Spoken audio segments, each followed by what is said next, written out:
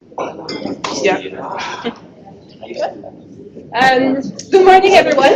Good morning. Good morning. Thank you for coming. Before we begin officially, I just wanted to say a few words for our participants online.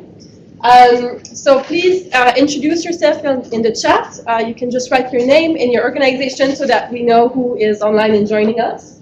It will not be possible to have audio today, so please write any questions or comments in the chat section, and I will make sure to share what you have to say with the audience here. Also, please note that this event is recorded, and it will be shared after the event. So now I will let Kevin Perkins, our Executive Director, to say a few words. Thank you.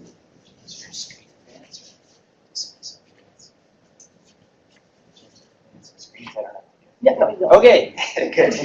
Okay. All right, welcome everybody here and also all of our guests online. Really delighted to have you join us in this event, this knowledge sharing, learning, sharing dialogue that involves many of our partners that we've worked with and hope to work with in the future. And it's just so wonderful to have this underway now. Now, the challenge of scale is one that preoccupies a lot of us in international, working in international cooperation.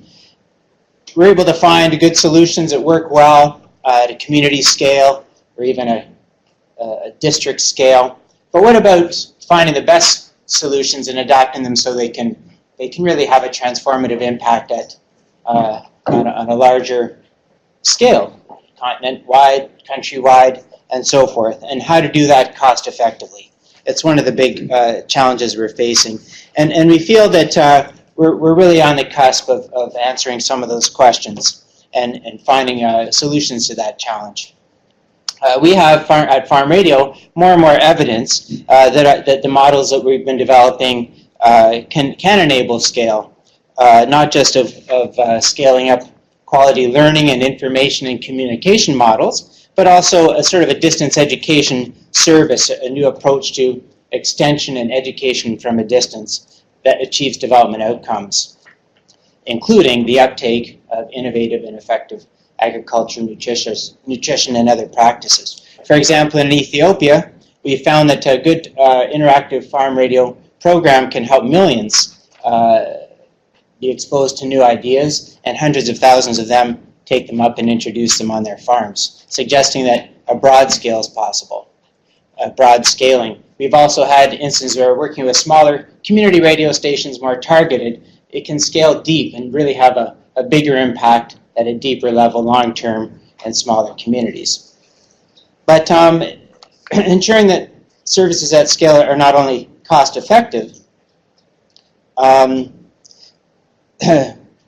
but also in terms of scaling innovations, but it's also an effective way to make sure many rural citizens are accessing their right to information, communication, have their voices heard.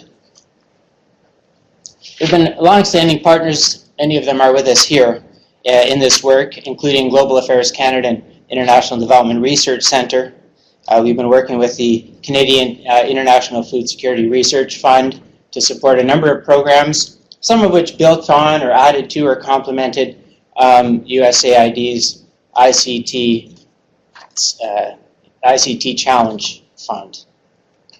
And we're really pleased that so many of our partners in this endeavor can be with us today. I'm especially glad that the Grameen Foundation, which has been our partner in a program in Ghana, is with us today. In particular, Sybil Shidiak is here. She's a senior director for the West Africa programs of Grameen Foundation.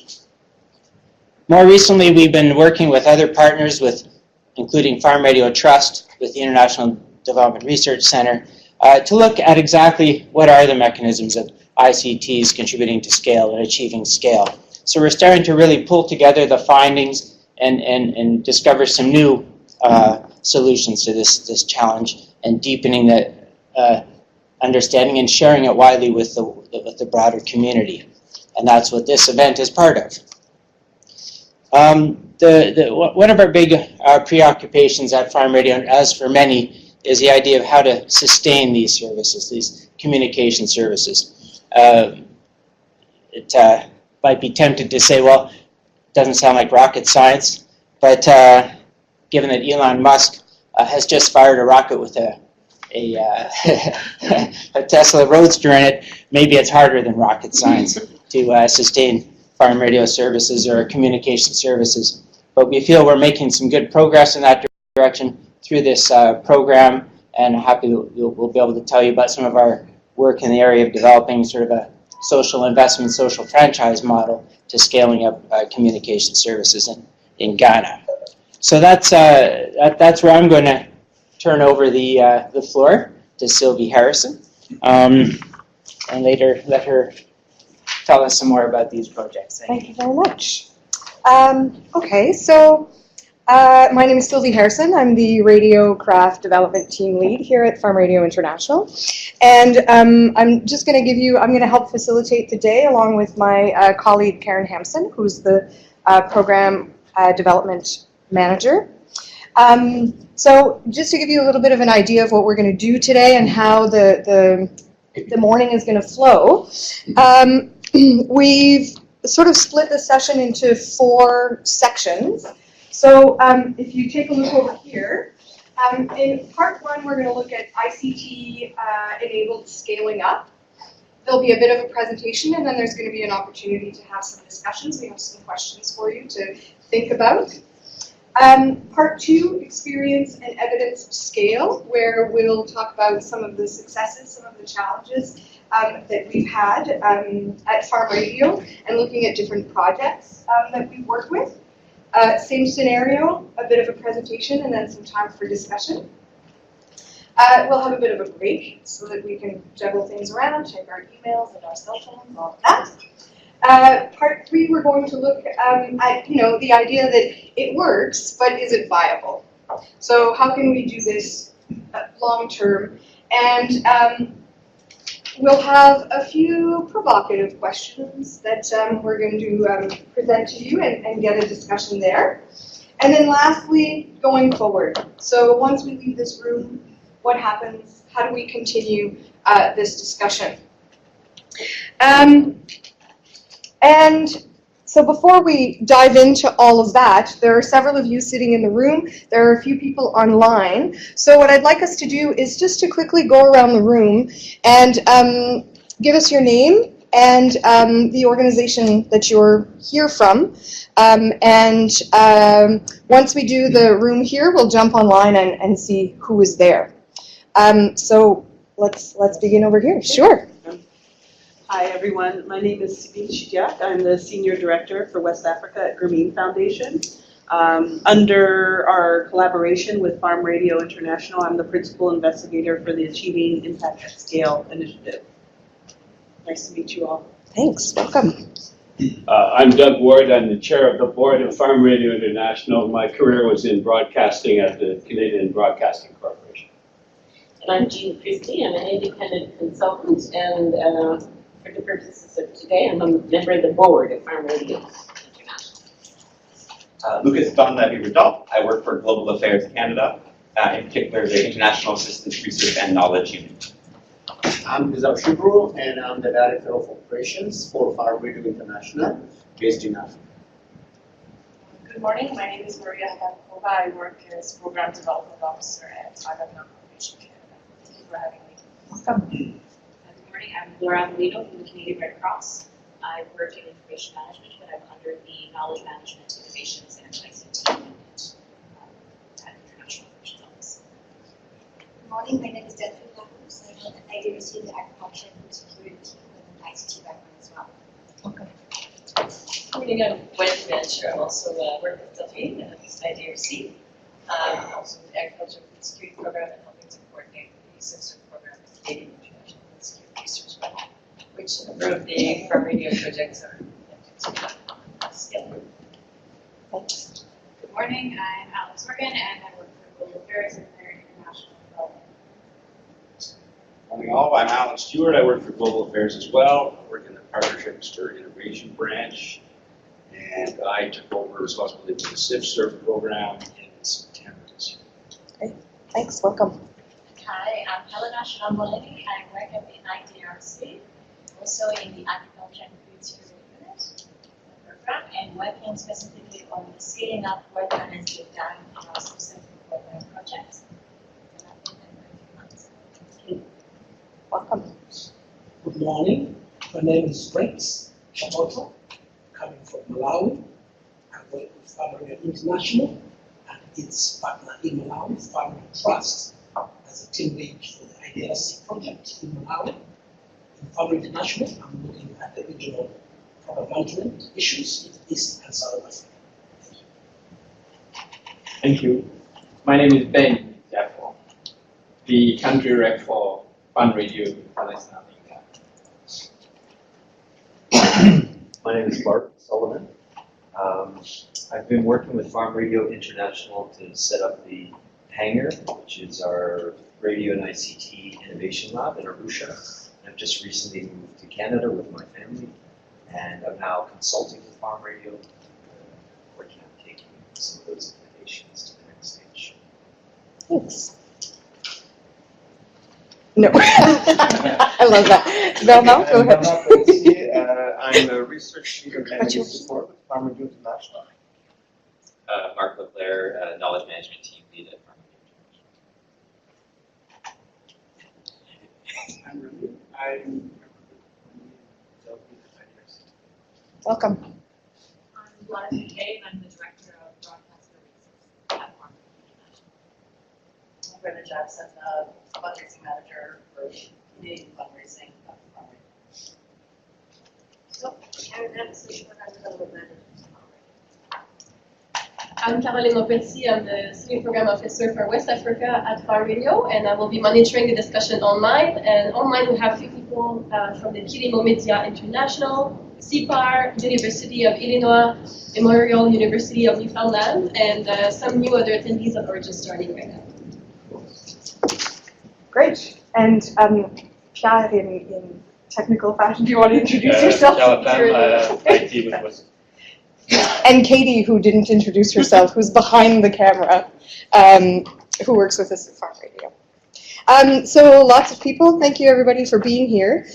Just a reminder, because we have some people online, there is a microphone here, it's very good, it's very high tech, but sometimes for the people in the back, if we have lower voices, either try to use your teacher voices, or maybe come to the front of the room in our discussions or our questions. Otherwise, we might sort of just repeat if ever the microphone doesn't pick up. So thanks again, everybody. Welcome. I think that we will have some very interesting and rich conversations today. And to get us started, scaling up as a buzzword, it can be easy to lose track of what it actually means. So I'm going to turn it over to Bernard, who is going to, oh no, I'm skipping ahead. That's not true at all. That's not true at all. He just gave me a bit of a panic. But 1 minute extra. Right, to prepare. But before we jump in, before we turn to Bernard, I have a question for you. So when you think about scale and sustainability, two very big words, what are the three words that come to mind, that pop into your head? I'll ask just a few of you as soon as some eyes light up. What are some three words that you think of when it comes to scale and sustainability? Investment? Chelsea? Sorry? Handover? Long-term impact. Long-term impact? Meets a need. Meets a need? Difficult. Difficult? Yeah. Replication. Okay, replication. Online. Online, go ahead. Access. Access? Commercial viability. Okay. Policy support. Okay. So, keeping all of those things in mind, and all of the implications that that has, and what all of that actually means in practice and in real life, now I will turn it over to Bernard, who will talk about some key concepts. Thank you, Sylvie. Good morning, everyone. So yeah, the purpose of this first presentation is basically to give, so we start with the same shared understanding of the concept, things like that. We're all familiar with the idea of scaling up and ICT, but I think it's always good to just have a few definitions to start the thinking. And then after that, we'll start presenting briefly maybe the approach at Farm Radio International regarding ICT-enabled scaling up. And of course, we won't have time to go into much detail, but that's what we're going to be doing throughout the morning, to go into some of these questions in more details and so on. So this is just a starter to provide some of these ideas that we're going to be working with during the morning. So let's just start with a simple definition of scaling up. There are many out there in the literature, so we'll keep one that is simple. One by Johannes Lind here, that was the leader in terms of thinking around scaling up issues. So we could look at it in terms of scaling up, meaning that it's expanding, replicating, adapting, and sustaining successful policies, programs, or projects in geographic space and over time to reach a greater number of rural poor. So that's kind of straightforward in terms of reaching out to more people, but also this idea of sustaining whatever intervention or innovation that we're putting in place and so on.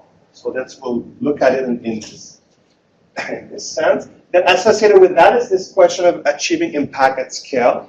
Just taking from some IDRC documents. Achieve when large or significant proportion of potential beneficiaries or users our region have in some way or another benefited from the innovation resulting from the research. So the discussion around achieving impact at scale has been taking place forever in the international development community when you think about it. So why the urge now? Why? Because maybe we're realizing to some degree, if you look at the last FAO, WFP state of food security in the world, there's been an increase in the number of people undernourished and things like that. So there's like either the progress are going very slow in terms of attaining food and nutrition security, or there's even some step backwards in some cases. So there's kind of this urge to, well, we're doing all this work and everything, but the results are taking a long time to show. Also, with the SDGs being launched a couple of years ago, with these very ambitious goals to be achieved by 2030, there's also this sense of urgency that we need to kind of deliver in terms of achieving impact and reaching more people. So there's a context here, an international frame context that kind of guided a little bit this kind of urge to look into these questions more explicitly. And in the last number of years, many organizations, the World Bank, USAID, IDRC, GAP, and everything, were putting more time and then efforts into trying to understand the processes involved in scaling up initiatives and so on, so we can come up with like solutions on that front. Now, we won't go into too many discussion around what is scaling. So, like I said, there are many frameworks being proposed, but just to give us some ideas here about when we talk about scaling, the usual dimension of scaling up are horizontal scaling, which is sometimes called scaling out, or like the more quantitative aspect of it, where it's a process of expanding impact and replication. Basically, we replicate the innovation in other areas, new areas, reaching more people and so on. There's the vertical scaling aspect, which is changing the policy institutional environment to higher level influencing. So of course, as we move geographically, there's also a need to add this kind of a buy-in from the political institutional framework that will support and provide the resources and the enabling environment that will allow this. That's part of the sustainability question also. So moving from a local provincial engagement to a national-wide engagement, institutional, and so on. And then the third kind of dimension, often discussed in the context of scaling up, this idea of functional scaling. So it's expanding the functional scope of innovation. So for example, adding processing and marketing components to a project that was initially around crop production. This is a so-called diversification. Often as we move up the value chain and we start integrating more components along the value chain, this is could be seen as an element of functional scaling up. So just to give us a little bit of a background on some of these here. Now, there's no one recipe for scaling up. It's all very contextual. It's all very depending on the agricultural solution or a health solution, nutrition or education, innovation being proposed on the conditions, the context in which it is taking place. So there's no recipes. We cannot have a prescriptive approach to scaling up. So some some pathways, for example, it could be done through knowledge sharing, like this kind of having direct contact with the farmers or the beneficiaries in terms of selling information, having this exchange of information among these people. Market-based approaches, using the market as a way to scale up different initiatives, having farmers having access to market, input, output markets, and so on. The policy aspect, we've talked about this in the context of vertical scaling up, how the policy can provide an enabling environment for this scaling up. And then financial services also can play a role in empowering farmers and access to microcredit and so on. So there are different, and we could go on and on and all the different stories around scaling up that have taken place in terms of how we can approach that. If we zoom in a little bit in terms of what we do at Farm Radio, well, over the years, Farm Radio, together with key partners, we've developed models and approaches to scaling up based on the use of radio and information communication technologies. So in that sense, even though at some point in time we didn't call it scaling up, we've been doing kind of scaling up work for many years and so on. And then now it seems like Kevin was mentioning earlier, that we're kind of zooming in into this idea of maybe having a more explicit, a more systematic way of defining what the work we're doing in terms of a framework, in terms of processes and things like that, so we can start being able to inform the international development community in terms of what works, what not. So that's what we want to share today through some examples of concrete projects that have taken place recently.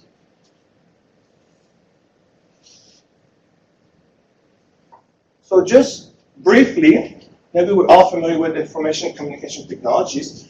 There are different definitions. None really agrees exactly where to draw the line of what is an ICT and what is not. But let's say we look at all the devices, network components, applications, and systems which can be combined to allow individuals and organizations to interact in a digital world. And ICT encompasses the internet sphere, the mobile sphere, powered by wireless networks, but it can also include landline telephones, radio, television, broadcast use alongside ICT.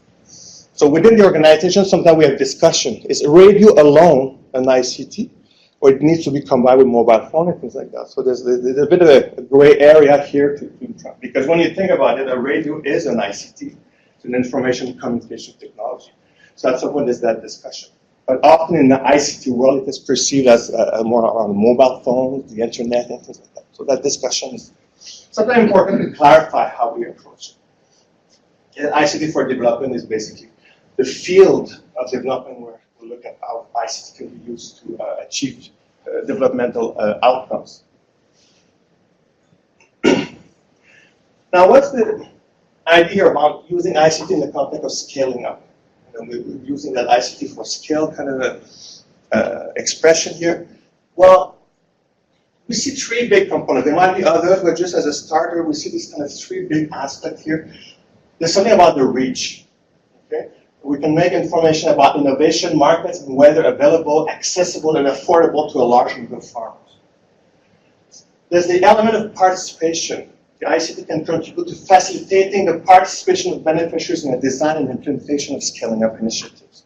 So often, in the context of radio and ICT, often things are viewed in terms of having, disseminating information, having people having access to information about weather, markets, things like that. But there's more to it. There's this kind of a dialogue, interaction, participation of the beneficiaries into the process here. And the third component that we could look at is this idea of collaborative platforms. That ICT can be used as an accelerator or a catalyst for bringing people together, networking, having this platform, people working together, and so on, which also could contribute to work towards the sustainability question. But if we look at this a little bit more detail, just in terms of the reach, this is about radio here. This is a map of areas reached by a radio station involved in Farm Radio International impact projects. So we're able to, and I think Mark will talk about it a bit later, to kind of map the area, and then from this and overlaying the population in these areas, so we can have an idea of how many people are being reached by these radio stations. Just to emphasize that these are only the radio station involved directly in our projects. We also have a number of partners, broadcasters, radio partners, that are not on that map here. We will also reach a number of people also. If we would If we were to map that, I don't know how it would look, but it would be kind of all over the place. But this is more related to project that we're doing here. So obviously, visually, you can see the first thing is about reach through radio alone. We can reach quite a number of people. So that's an important component of the scaling up equation. The other part, which is documented quite a bit, is that the increase in penetration rate of mobile phones, including in sub-Saharan Africa. So this is also being viewed, and there was a report recently by the Hurt Institute of Columbia University and Ericsson highlighting how ICT could be an important contributor to attaining this SDGs. So they explain a number of reasons why. So this penetration here of the mobile phones here will also contribute to reaching more people, if you look in terms of reach. Just for example, results fresh from the oven, they're still like warm and everything. The survey we're doing in Tanzania, and just based on the relatively good sample size, about 75% of respondents own a mobile phone, and another 11% do not own, but they have access to one. So this is a very rural areas in northern Tanzania and everything. So just to show that the penetration of the mobile phones in terms of accessing these areas. So first question, the reach. To radio, ICT, to mobile phones, then we have the potential to reach a large number of people. So that's an important component. However, reach is necessary but not sufficient to achieve sustainable impact at scale. You may reach people, but there is no, how do we know that they will adopt the practices, start changing behavior, or doing other things? How do we sustain it? So reach is just one part of the equation here. So the radio plus ICT can also be used to facilitate participation of beneficiaries in the design of scaling up initiatives, either by having their voice heard on air or by participating in interactive voice radio polls and things like that, and other mechanisms, other tools to bring the people in so they can contribute, participate. And also, one important aspect, because one of the challenges of scaling up is that we often have an idea, an innovation at a certain pilot put in one area, and we're trying to push it in a way to other areas, try to bring it to other people. So there needs to be this adaptation to the local context and things like that. So this kind of back and forth dialogue with local communities, with local beneficiaries and so on, allows for this kind of dialogue about how can we adapt some of this innovation that were developed somewhere else coming into our area. Another very crucial aspect here is the whole gender component, in terms of taking into account like the different groups, vulnerable groups, and how to that participatory process also we can ensure that we're looking into projects that can be gender responsive, what kind of impact they may have on women and things like that. So try to bring that up in other aspects associated with participatory approaches in general. So that was the second kind of component. And then just to show a little bit some results, like Kevin mentioned, we're starting to get some evidence of the efficiency of using these radio plus ICT. So for example, this was a project on orange flesh with potatoes. The countries Burkina Faso, I have them here, Ghana, Tanzania, and Uganda. And just to show, we had some percentage of households with a score higher than 70% of some knowledge quiz, knowledge about the orange fresh potatoes, about practicing and about consuming. And then just comparing the baseline, and then the end line was going to people listening to the interactive radio show, and so on like that. So we're having some evidence like that, but we need to build more cases here and everything. And also have a better understanding of the process underlying some of these results here. The third component, maybe that's not easy to see here, is this idea of collaborative platform around ICT. And this is an example taken from Farm Radio Trust work, where this creative, and Farm Radio Trust and the rest can speak more about it, has created this very interesting dynamic where through interaction with the policy sector and so on, they've been able to put ICT quite high up into priorities of the policymakers in agriculture and everything to integrate some of these tools and everything. So that you're bringing together around these ICT innovative solutions here, which includes mobile platform, call centers, but also even some video aspects of other media coming in, and then linking it to public extension, academia, research, and then also with the farmers here in some kind of system that will also allow the identification of best potential solutions and how things can be done and so on. So I think that's a key important, an important part of the sustainability question also, to try to building these kind of institutional and policy framework that will, which can be built around ICT, but it's not only ICT. Like there's other elements to it, but just to show an example here. Like I said, Rex could speak more into that later. So we have these three kind of components: the reach, the participation, and the idea of building these collaborative platforms to try to do the scaling up. There are, however, a lot of challenges remaining.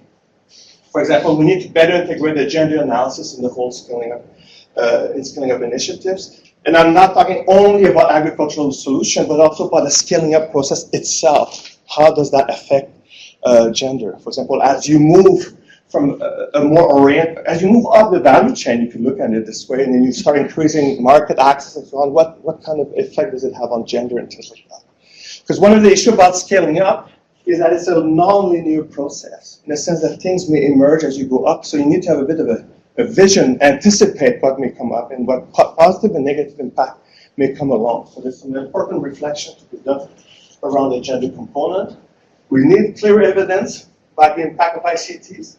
A lot of literature on ICT 4D highlights the fact that, well, the evidence, there's some there, but it's not always very clear.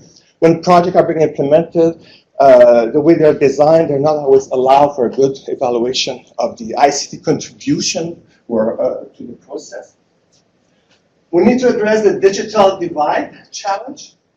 Are we actually excluding the most vulnerable people? People without access to mobile phones? And so at some point, this is an important discussion to have. Also in the gender, in the context of gender analysis, because people who do not have cell phones may also be the most vulnerable ones. We may be just exacerbating that kind of divide.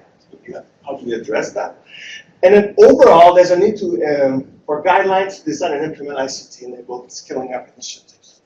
There's still a bit of a lack of theory maybe in terms of understanding how these scaling up processes work and so on like that. So we try to build a little bit of a stronger theoretical base on the process so that it can inform the practice as we go along. So there's still quite a bit of work to be done on that front. And just to introduce that, we have, like Kevin mentioned, we have this project funded by IDRC to look into some of these questions, to try to go a bit deeper in terms of understanding the role of ICT in scaling up. So this is implemented by Farm Radio Trust, Farm Radio International, funded by IDRC, 30-month project. And basically the idea is to develop and test a gender-responsive conceptual framework and guidelines for the efficient use of ICTs in scaling up. It combines a number of methodologies, method review of current past projects, not only ours, but a range of projects that have been using ICT to scale up. Look at that, look at the lessons learned in these projects and so on. A number of case studies in sub-Saharan Africa, and then we have an integration research in Malawi that we've just started to implement. And then the idea also is to create some learning platform to share, create a space to share ideas about some of these. In a way, I see that as part of that process of sharing information about ICT before scaling up and so on. So I'll leave it at this. And then just like I said, it's just a starter to get us thinking, get the brain working on these issues, and then we'll push through the discussion as we go along. Thank you very much.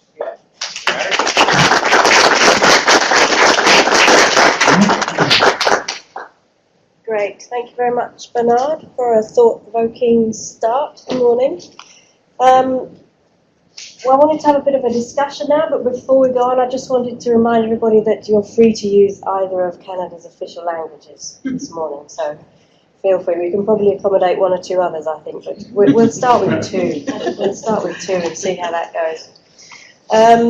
So I think I wanted to, I mean, you're free to ask any question you want, but I thought we would start by posing this question, as in what role does ICT play in scaling up? You know, we've seen some evidence here, we've got our own ideas. How does it fit into the framework of other things that we know about scaling up, like good partnerships, strong leadership, good solutions? Does it fit in that category? Is it something aside? how do we see it among the gamut of theories that we already have? The floor is open. I can start. Sure. Well, I think I see it as a conduit for bringing about more rapid scale up. There's a lot of interventions that are out there, a lot of solutions that are out there, but how do you make it go viral? How do you get it out to populations that not necessarily have access to public sector, private sector? They just don't have access, whatever it may be. But there are projects, there are interventions, key messages that are out there that just need to get out. So ICT, I see it as a conduit to actually getting some key education messages, information, you name it. It's a way to give the power in the hands of the people by getting the messages to them instead of asking them to come to a specific area, and how do you even ask them? They can't even be reached. So it's a way of really driving innovations that have been tested, that have been crafted out there, and getting them into underserved rural populations in my opinion. So it's like a channel, it's a conduit. That's how I've seen ICT. And I come from the financial inclusion space, so we see that, Doug and I were just talking about M-Pesa and Shwari, the advent of mobile wallets in East Africa and how it's really changed financial inclusion in that space. So we see in one sector, so to say, what potential it can have for changing behaviors, practices, access. So the same can be applied in getting health messages, agricultural messages, etc. out there to underserved populations who don't have TVs, not everyone has a phone, but a phone can be shared, etc. Please. I think it also provides an opportunity to have maybe not as an adjunct role. So as you were saying, kind of the gender impacts associated with ICT and using it as a platform for communication and for advocacy and for information. But there is an organization that's working with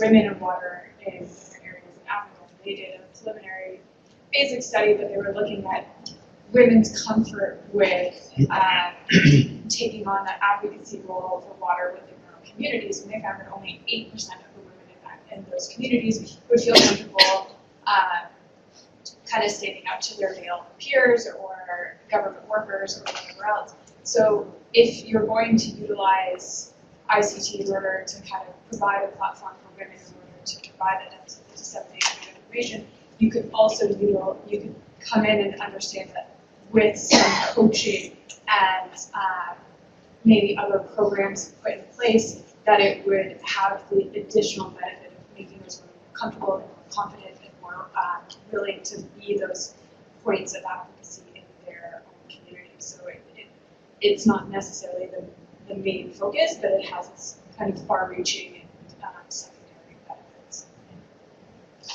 Okay. I think it's also interesting to look at it in the context of the words that we started the morning with, like difficult and replication and investment and meet a need. How do we feel about it? Reflecting in those terms, does it meet a need? Is it replicable? Coming from more of a sort of practitioner and ICT practitioner perspective on this, I think one thing we mistake ICTs, or we forget that they're also a catalyst for learning. Sometimes we try to say, this was proven, SMS works here, IVR works here, there's a certain technology. And in order for our project or our thing to succeed, we just need to copy paste that in. I'm being a bit, but to make the point, what I've seen with farm radio is when you treat the ICT as an actual opportunity to learn, that's when tremendous things kind of happen. So I wanted to build on your idea. I think it is a conduit, and it can lead to more innovative uses when you treat it as an actual opportunity to learn in every instant. And maybe what I'm kind of hearing from, what's coming to my mind, I should say, is being able to reach populations that may not have traditionally, or because of customs, been able to come out and seek information or education or be able to access health services. So specifically looking at women who may not be able to even leave their communities or go too far, if they have information coming at their, through a radio set or through a mobile phone, even if it's not theirs, maybe it's a peer, another woman in the community that has it, and they sit down together while they're getting water, and then they listen to a show or they watch a quick video, then they have automatically they have access to something that they typically cannot have access to because of their situation, be it traditional, be it customs, be it etc. I think that's very powerful. So yeah, I think it has that powerful role of reaching those that are marginalized, those that they don't even know what's out there. They don't even know what to know. Do we have some questions from our web audience? Thank you. We have two comments, and the first one was related to one of the first comments in saying that, and I'm just going to read it as follows. I think it is helpful to think about information on a spectrum. There are simple, straightforward messages that apply to a wide audience and are suitable for widespread push messages, but then there's also the need for information training on more complex issues, or more likely to be adaptable if there is scope in dialogue, joint learning, and multiple methods. So that is one comment. We also have one question here. This may be too early, however, what's Farm Radio's experience regarding the proportions of the very poor below the poverty line so far reached in designated location? And what are the attributes for what made that successful, if determined successful? Would anybody like to respond to those questions? Or just leave them as questions for now. I wanted to give maybe Rex a moment to share a little bit from Malawi right now. Thank you. Just to add a little bit of context and experience, I think key issues have come up. But what I see is ICTs are a trigger in terms of scale. If you don't know, it doesn't exist. And we see more often times that farmers out there in the rural areas, if you do not know the kind of solutions that are there, the kind of pathways to success that are there, they can be part and parcel of the conversation. So we really see ICTs helping us to bring out those marginalized voices up so that they can be real and meaningful participation of the people out there in terms of the even policy process that are happening at the national level. One thing that I want to just give a good example is recently, last 2 months, we launched a campaign on orange fresh sweet potato because we want to bring it to scale in the nation. But for the first time, we said we can't do a campaign to bring orange fresh sweet potato to scale up until we are able to understand who shall be able to have demand for it. So can we know the demand first? Because scale without demand that is there, it's difficult. So for the first time, we saw beyond farmers in our meeting, we saw urban consumers coming in as part of content development, because these are the people who can be able to buy, the products coming out of orange fresh sweet potato. So I see that it's about making sure everybody is part of the conversation. We can't just talk to ourselves as development practitioners. Markets have to be there. Processors have to be there. Indeed, the voices of men and women ought to be there to make sure that we move forward. And lastly, just to say that the whole issue about ICTs is penetration. So if you look at access to radio, access to mobile platforms, if it is something that is there out there in the communities, which can help people in a rapid way get information, get services, link to markets, if we're not using it, we can't go to scale. So I can see that ICTs are a key pathway to scale. curious. Sure. Yeah, I just wanted to also speak about the value of ICTs in generating feedback, because very few solutions can be kept exactly as they are in the research site or the pilot community. They have to be adapted and changed, and adapting and changing them.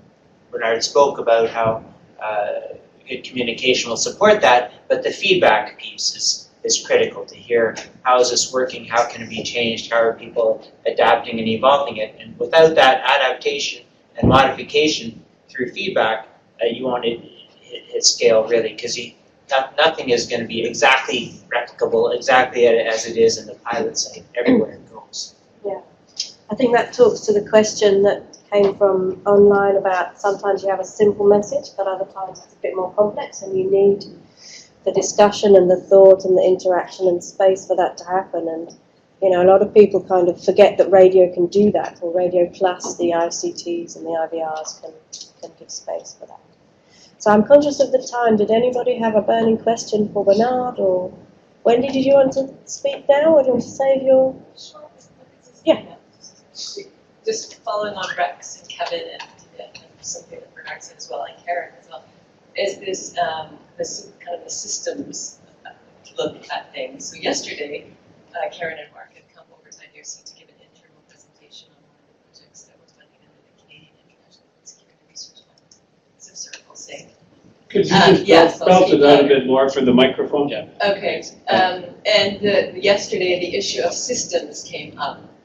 And some of the lessons, and maybe Karen or Mark can speak to that later in the day or at some point, just on the lessons of when you're, and exactly what Rex had said, in use of ICTs to make sure you're thinking of the full system. So the supply is there, the demand is there. In one part of the project, the example was messages going out about soybean, the importance of soybean. This was in the legume technology project in Tanzania. And we know all the benefits, and the messages were going out to farmers, the benefits of legumes, the improvement in nutrition, the soil health, increase in income from selling crops. However, if no one's there to buy those seeds, the farmers are then a bit burnt on that. They grow the soybeans that season, they're hearing the messages, but then they have the soybeans and they can't, and there's no one to buy them. So they're a bit hesitant on its that quality of information and checking to see that there is someone to buy the seeds. So maybe the next time the farmers are listening to a radio show, they may say, well, I don't know if we trust that information. So it's part of that whole perspective on the systems approach is to make sure all of it is connecting, the demand is there. You're working with processors, you're working, farmers are aware, they have information on the knowledge of the ICTs. And that's been a lesson, not just on the ICT element of our phase 2 of our system program, which has been focused on scaling up for the past 4 years. The first phase of the program was looking at developing innovations to alleviate food security in some of the poorest regions where IDRC funds research. The second phase looked at scaling up those innovations and the how-to. So as we're a research organization, we have a lot of research questions on the how-to scaling up and the research element itself in it. We've been using, Bernard introduced the pathways there. So we're looking at those 4 pathways as well as we call them the 5 conditions that are necessary that we've found in our projects for scaling up. And now this element of system has come up in a lot of the projects we're finding. In the Colombia project that the theme is involved in our Ethiopia Pulse project, where also Farm Radio has been involved, our Cambodia project on homestead food production with diversified vegetable gardens and ponds, also with the double fortified salt project in India. A lot of the elements are about the system, making sure the really successful projects are because they took a systems approach. Sure. Sorry to go so long, but just wanted to make that point. Yeah, I think it's a key point. We'll probably come back to it later in the day as well. So, okay, I think we'll wrap up. Oh, Mark? We may want to have people come closer to the mic and speak. Okay, some people are not catching it. So, yeah. There was a question, I know, about accessing more poor people or something like that.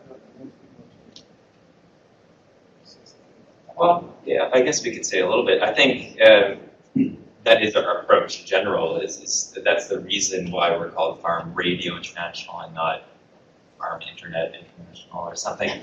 We very much recognize that right now, in this time, radio is by far the most accessible medium in sub-Saharan Africa, by far. That might not be the case forever, but right now we know that farmers are listening on basic FM radio sets. They're listening on, we talked about this yesterday at IDRC, they're listening on their phones. Like a lot of phones actually have FM receivers on them, nothing to do with the internet, but they put their earbud in and they're listening on the farm. So I think we have a good sense that it is probably a fairly marginalized group that actually are still accessing the radio.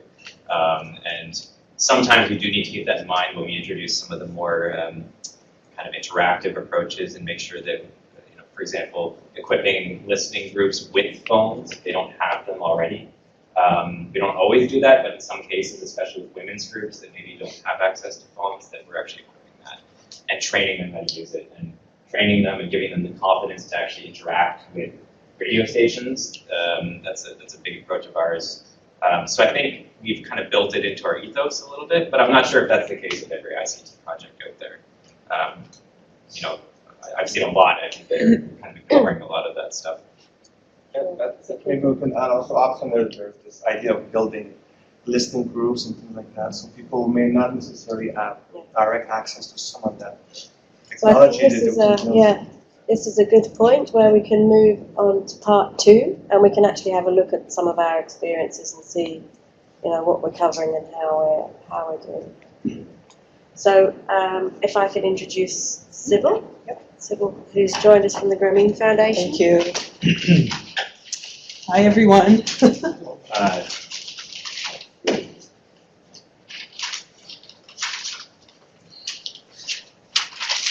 Yes. So I'm going to talk a little bit about an initiative that we have in collaboration with Farm Radio International.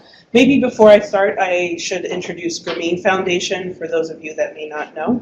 Grameen Foundation is an organization that started in 1994.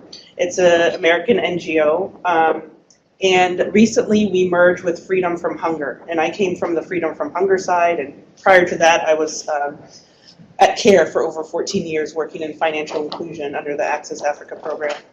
But we merged in October 2016 with Freedom from Hunger, so we've been a merged organization for a little bit over a year. And right now, we're looking at breakthroughs to end poverty and hunger. That's our mission. We have 3 strategic directions. We look at digital financial services for women. We look at agricultural finance, looking specifically at ICT for ag in order to drive financial solutions for agriculture smallholder farmers. And then last, we look at health access and finance. All of this focusing on women, all of this focusing on driving solutions in a B2B approach. So we drive solutions that would be sustainable and commercially viable. So we look at what solutions can we develop with another organization in order for them to continue it on, even without any type of project or grant funding. So in I think it was 2013, late 2013, we received a grant from USAID under the ICTC challenge, and we started working together in order to develop this Agrotech solution, what we'll call Agrotech solution, and I'll walk you through a little bit of what the platform is about. But in November 2015, we got funding from IDRC to continue the work that we had developed through the first part. And in order to look at 2 aspects, looking at scale, how can we scale up what we've already learned and enable more smallholder farmers across Ghana to achieve, to access information about their farming activities, and then how do we learn from what we were doing and see how we can influence policy. So within the partnership, there's Grameen Foundation, there's Farm Radio International, both of us focusing on ICT-enabled served extension services.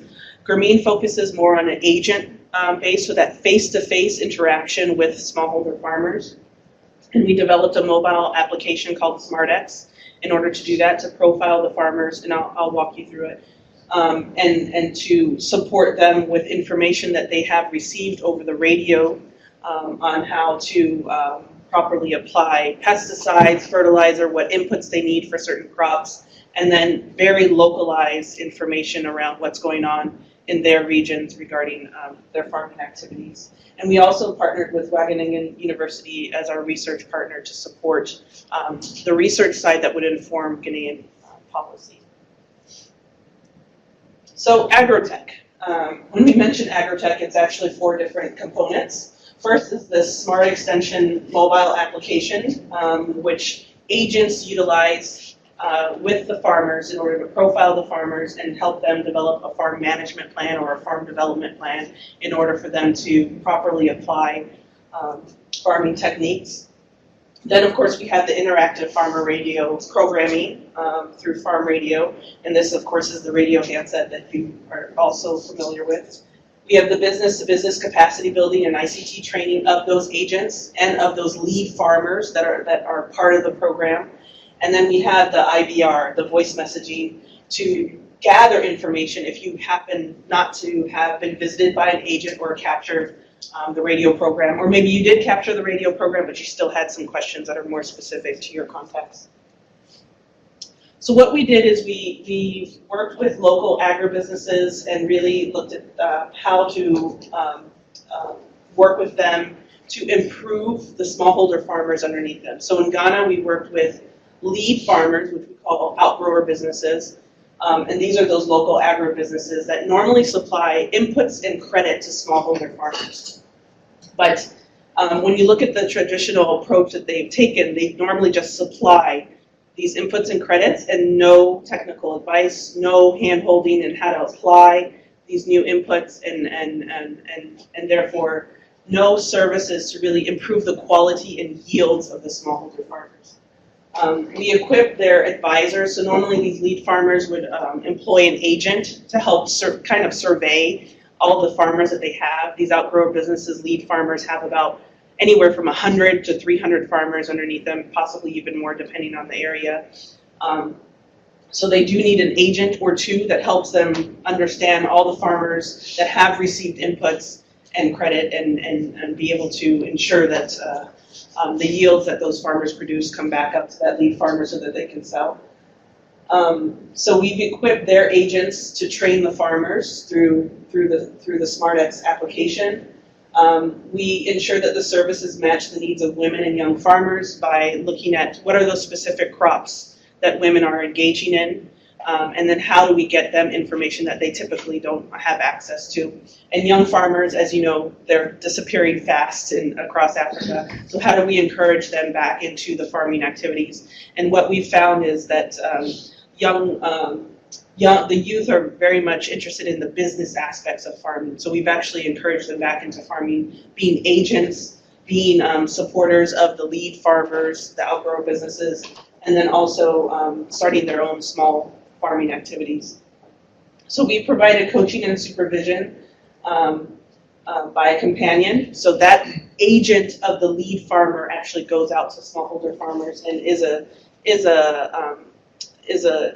mentor, so to say, to smallholder farmers by using this digital technology. And I want to point out this woman. Her name is Rahel.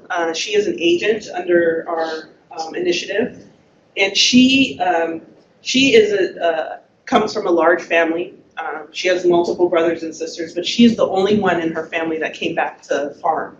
And she went back to support her father, who was a lead farmer. He has an outgrower business service, and no one else in the family wanted to go and help him with his activities. She's the only one that went back, and as you can see, she's a woman, and she's a very young woman.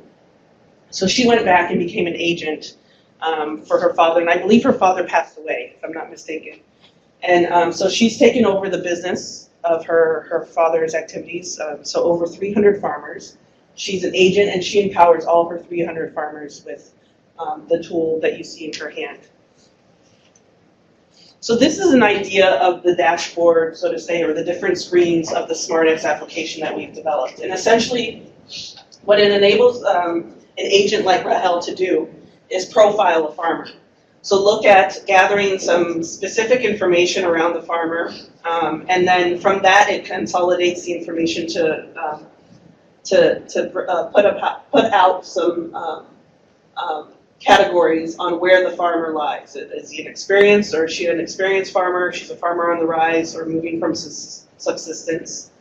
So once the farmer is clustered, then the agent knows how many interactions they should schedule with that farmer in order to guide them through their process of applying proper techniques related to their inputs, related to the planting season, harvesting season, etc.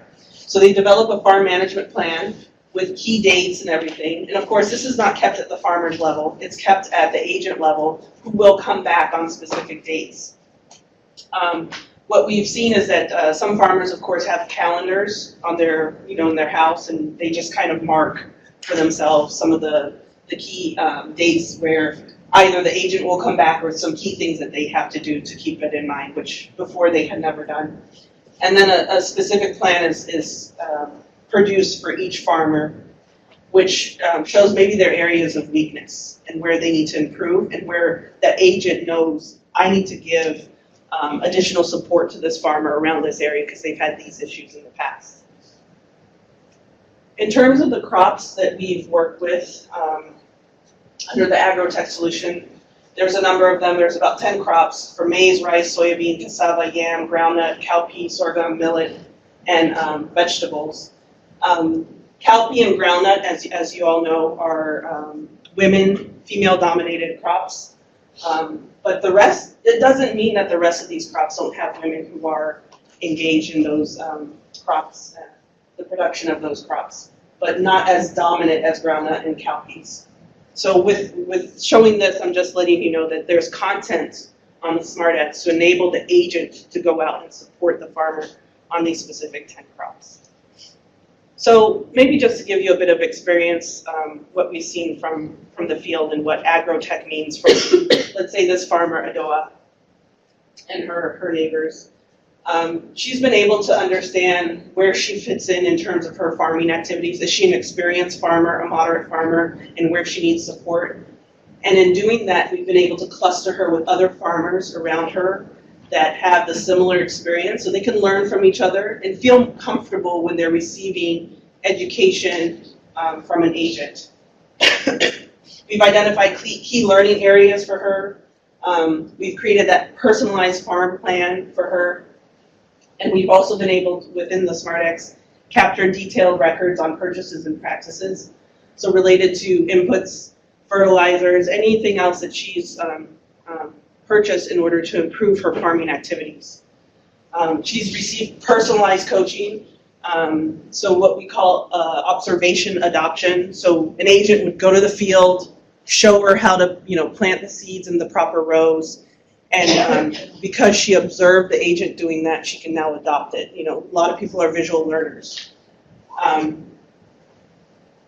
She was able to receive crop assessment. We know that this is very important. So you're buying the right inputs, you're buying the right fertilizer, you think you're applying it the right way, but now look at my crops. How is it doing? Ministry of Agriculture doesn't have agents that can go around all across of Ghana and then assess crops for people and to help them take remedial action. Having the agent go out to the farmers on a frequent basis and able to look at their fields and able to help them understand where there may be issues helps them take remedial action during the planting season, during the growing season. And then review at the end of the crop season and then assess what needs to be done better or differently the next season. So just to give you some data that just came in, this was this last slide that I just inserted this morning, and gender disaggregated data. The blue shows for maize, rice, and soybeans, without Agrotech, the yield that the farmers were obtaining. And then with Agrotech is shown in orange. So as you see with Agrotech being the whole solution, the radio, the SmartX, that having that agent come out, we have increase in yields around rice, maize, and soybeans for both male and female. I think it's very surprising. Remember, maize was not a crop that women tend to be dominant in. But we're seeing a lot of females improving their production and yields because they actually have an agent that comes out and helps them in planting. They actually listen, they're able to listen to a radio program to learn new techniques. So just to give you an overview of where we are with achieving impact at scale in terms of scale. We have 250 field agents and advisors in 6 regions of Ghana that are deployed out there supporting smallholder farmers across the different crops that were mentioned. 350 interactive radio programs across 6 radio stations have been deployed.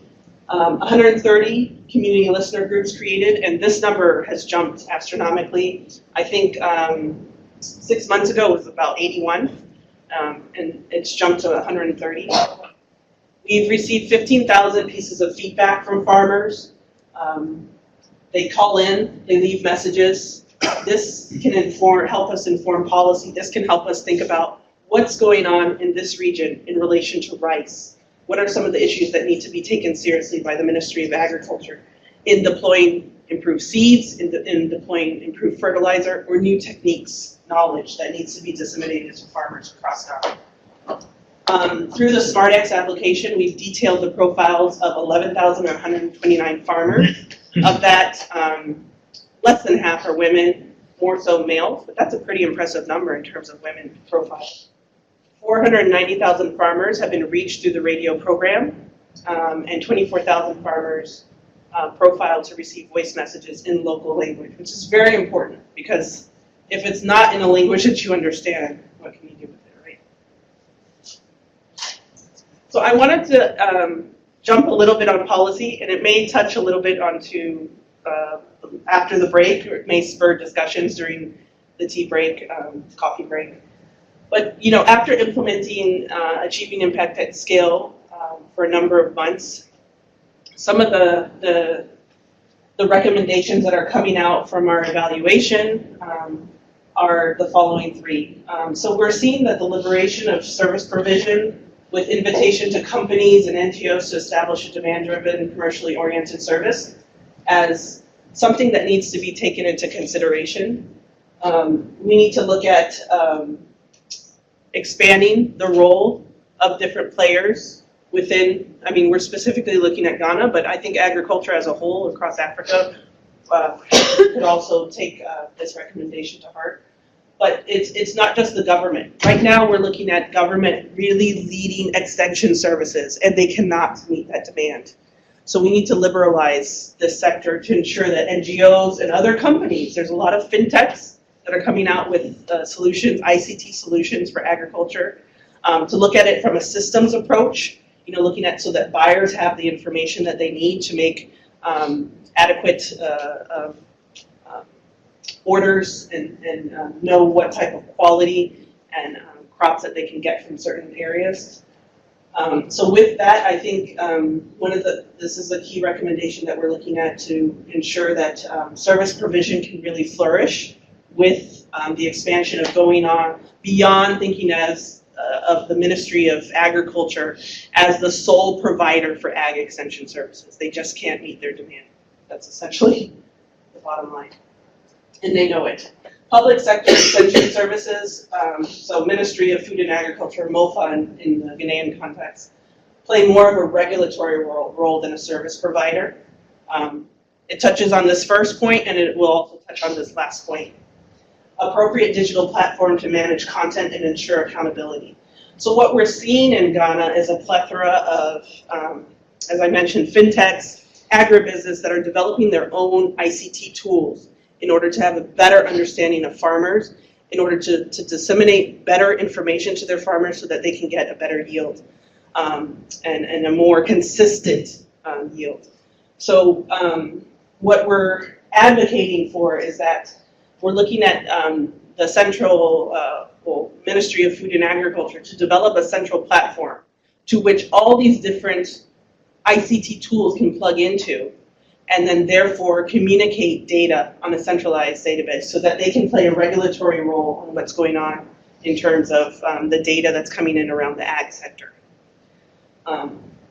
So letting NGOs, companies develop their own tools, but ensuring that the government knows what's going on in terms of the ag sector so that they can utilize that data to make better negotiations, contracts, trade agreements to really help the agriculture sector flourish regionally, within the domestically, and even looking at internationally, because they have all this information that's plugged into one centralized platform. So I will leave it at that. Yeah, I can leave it at that photo.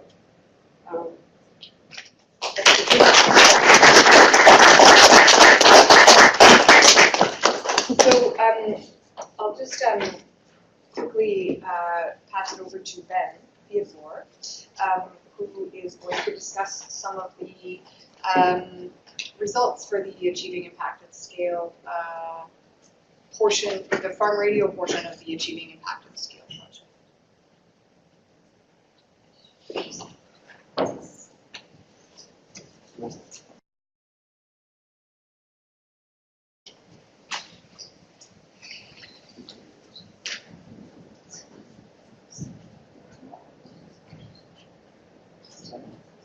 The arrow.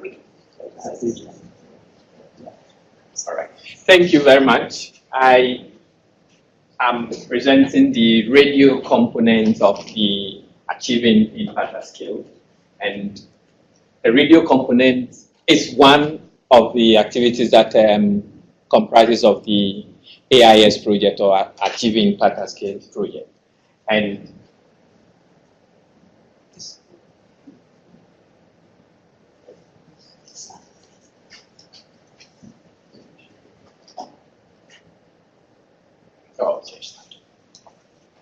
so I'm sure this is the aim of the project, to generate data-driven information on sustainable models to deliver ICT-based extension and service to smallholder farmers. So it's ICT-based extension and service, not just the normal way we always think about radio, and then to test the effectiveness of different scaling up approaches.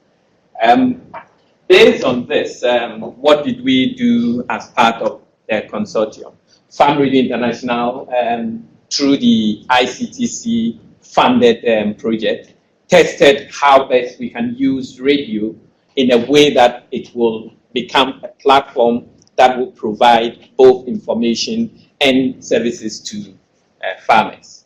And this was tested with 2 radio stations, one in the Volta region and then one in the Brong Ahafo region. The first 2 stations were all public radio stations, and they were regional radio stations. And we learned a lot from them. Tested in a way that, we realized that these stations, being public radio stations, are not business conscious. So when it comes to thinking about sustainability and then the scale, they may not be able to move with that. So based on that, we have to change when we were moving on to the AIS project. The other thing that we learned, or we did during the course of this project, was we realized that, yes, radio programs need to be created for the new stations. But we were able to move consistently with the radio program that we created with the public radio station to the new 6 radio stations that we are currently working with. The 6 stations have the same program designed. The name that is common to all the stations is the Agrotech. So when you go to all these 6 stations, they have a consistent radio program, and these programs are serving as a platform, not just a provision of information to the listeners. A platform in a sense that the programs provide opportunity for other service providers, and I will be coming to some of these service providers. And as I mentioned, the 6th radio program also maintained the quality of program, because looking at radio, why businesses will be interested in working with radio station, one of the critical things they mention is that the program must have a certain quality. And for them to invest in the program, it must come with a certain quality. So farm radio, through its training, through its approaches, was able to use the same approaches that we used with the first 2 radio stations during the ICTC project to train the 6 radio stations to reach out to the population within the 3 regions that these 6 radio stations are located. And what is also different about the radio program that we did was that the radio programs were very interactive and they respond directly to the demands of the people. A current story is a recent field activity we conducted on the fall armyworm. This is something that was very new to the farmers in Ghana. It was something that was new to the Ministry of Food and Agriculture. How does extension respond to this? Extension response was to train extension officers and then deploy extension officers. Extension officers were trained in the whole country, but deployment didn't happen. But the use of radio responded immediately because with the creation of a backgrounder on the fall armyworm, it came out very clearly that radio presenters can use these backgrounders to share information on fall armyworm. And it came out clearly that during our visit recently, some people collected chemicals that were given to them by Ministry of Food and Agriculture, and they kept them in their rooms. When asked, why didn't you use them? They said, we were waiting for information. We were waiting for the Ministry of Food and Agriculture. But others also heard how other farmers are managing the fall armyworm, and they also follow through to apply the right methods to ensure that they mitigate the extent of damage in their farm. So some gave up because there was no extension service. That's how the radio component allow people to respond quickly to issues that are affecting them. Even though all the radio stations have the same program, but when it comes to issues of emergency, they are able to respond and work accordingly.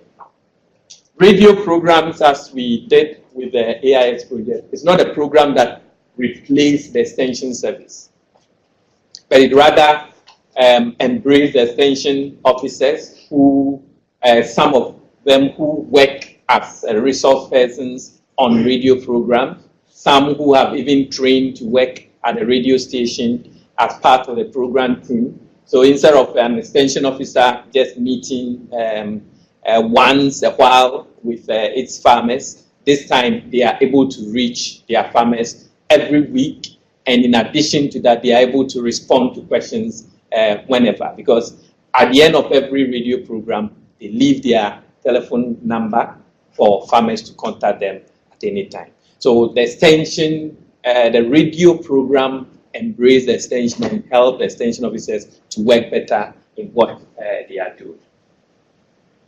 And what is different? As I mentioned, we are not just providing information, but we are also providing skill. From the recent field assessment, it came out clearly, farmers learn how to plant new seed. The result shows about 41% from the baseline. The baseline figure have planted new seed. Use of the general agriculture practices has also moved up, and then the use of post-harvest methodologies have also moved up. So it shows that we are providing both information and skills that farmers are learning to implement their farming activities. Again, our radio programs, as I said, provided both knowledge, skills on production, and also reacted to the basic needs of farmers. One of the key needs of farmers is the weather information. And it's very difficult for the extension officers to provide this. But with the radio program, on daily basis, farmers have access to weather information.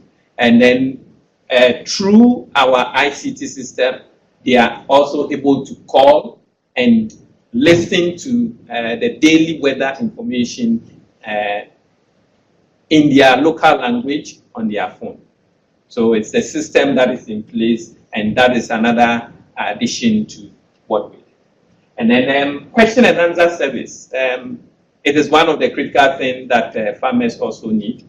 And so as part of the radio program, there is a question that we always ask the farmers. I will show the platform, that's the Uliza. And then farmers are able to respond to this question. But farmers also have daily questions. They have issues that they want to know, and they are looking for a place or where to ask this question. So the system allows farmers to call at any time before, during, and after the radio program, and then leave their questions and comments. And we have a team at the radio station that listens to all the comments, and the ones that require immediate response, they are able to call back because the telephone number is there. They are able to call back and respond. But others are summarized and then responded to as voices of the people. That is a component of the radio program. So for every radio program, there is a component that play back voices of the people for the resource persons to answer. Or when the producer of the radio program is doing the program, instead of asking his own question, he will just go through the list of questions and say, this week, these are some of the questions that I've received. Then he play, and then the response comes from the resource person. And the platform, or as a radio, serving as a linkage to market, we have aggregators. They are very, very key because in Ghana we have middlemen and middlewomen, or the market queens, who influence prices or who sells in the market. But to transform this, we have the aggregators who are now coming in to ensure that instead of just providing a service of buying, they come into the environment to both provide financial support and then also to buy back from the farmers at the end of the season. So we have some of these aggregators who have established their businesses and who are capable of buying at the end of every month, at the end of every season, produce that are they are the produce from farmers. They are able to buy all this and then store them properly than the way the farmers would do. So we have aggregators on the radio program who give, for example, the quantities they are looking for and when they can come to a community to come and then pick up some of this produce. So the radio program is creating a linkage to a market, and also quality agriculture input. We have institutions, various institutions like RMG, input dealers, who are part of the platform, and they provide the right chemicals, because that is one of the challenges of farmers. Agriculture inputs are sold anyhow, anywhere, and some people use it without any good result.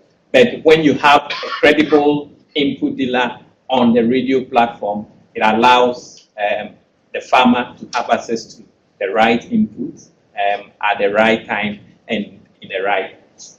And also we are also integrating with machinery services, because some farmers are now, or most farmers require the use of tractor services, and having a tractor service provider on the radio platform also gives an opportunity for farmers to know specifically when a tractor service will be available.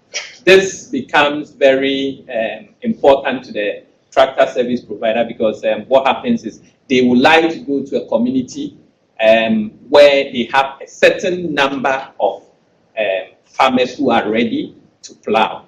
So when they announce that they are also available, community members are able to call and then arrange for a number of farmers they can go to plow. So now the platform is not just the production information or post-harvest information or information on that, but it is working within the whole value chain and working with other actors to ensure that all the nursery services are provided to the farm. So this is how the platform now look like. We have the radio, and then we have farmer groups. Farmer groups, they come in the form of listener groups. As earlier mentioned, we have 130. Why is the listener group jumping? The reason is that more and more farmers realize that they coming into the group is really helping them to learn from each other and also to access some services that may come to a group. So we have more demand for formation of listener group. But as a project, we always ask the radio stations to continue to get the people into the group and not an activity of farmers. But we started this and provided a radio set to especially the women group in this. We also have the buyers and suppliers, as I mentioned, agriculture research, and then specialists. At the highest level, we have the National Advisory Committee that is made up of various institutions, university, the director of extension, and all those people are part of this group, and they influence some of the things that we do every year. And then at the local level, we have the Ministry of Food and Agriculture Extension Service, who also monitor what we are doing. They are part of the production team of every radio station. They have been part of the training to ensure quality and sustainability. So when you go to any of the radio station, either the extension officer is working with the radio team or he comes whenever there is a program. We also working with the policy makers. As mentioned, we are looking at creating forums where we will share what we are doing to ensure that we influence policy. Still in Ghana, I recently attended a review of the extension policy, and ICT is still being seen as an add-on.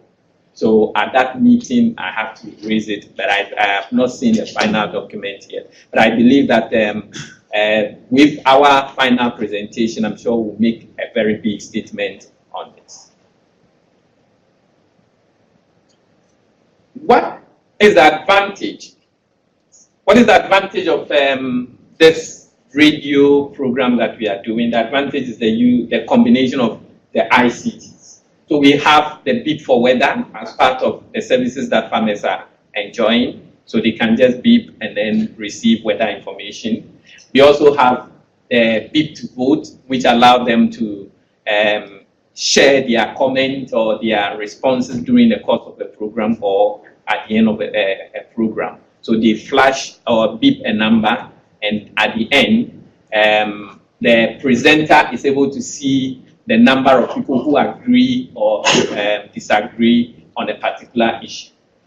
We also share SMS, which is a voice SMS. This SMS is used in different ways. We share this SMS before the program, and it goes out to people who want to get an alert to listen to the program, because farmers sometimes are very busy, and how to assemble to listen to a program sometimes is difficult for them. So they get this alert, and then it helps them to assemble and listen. And beep for input.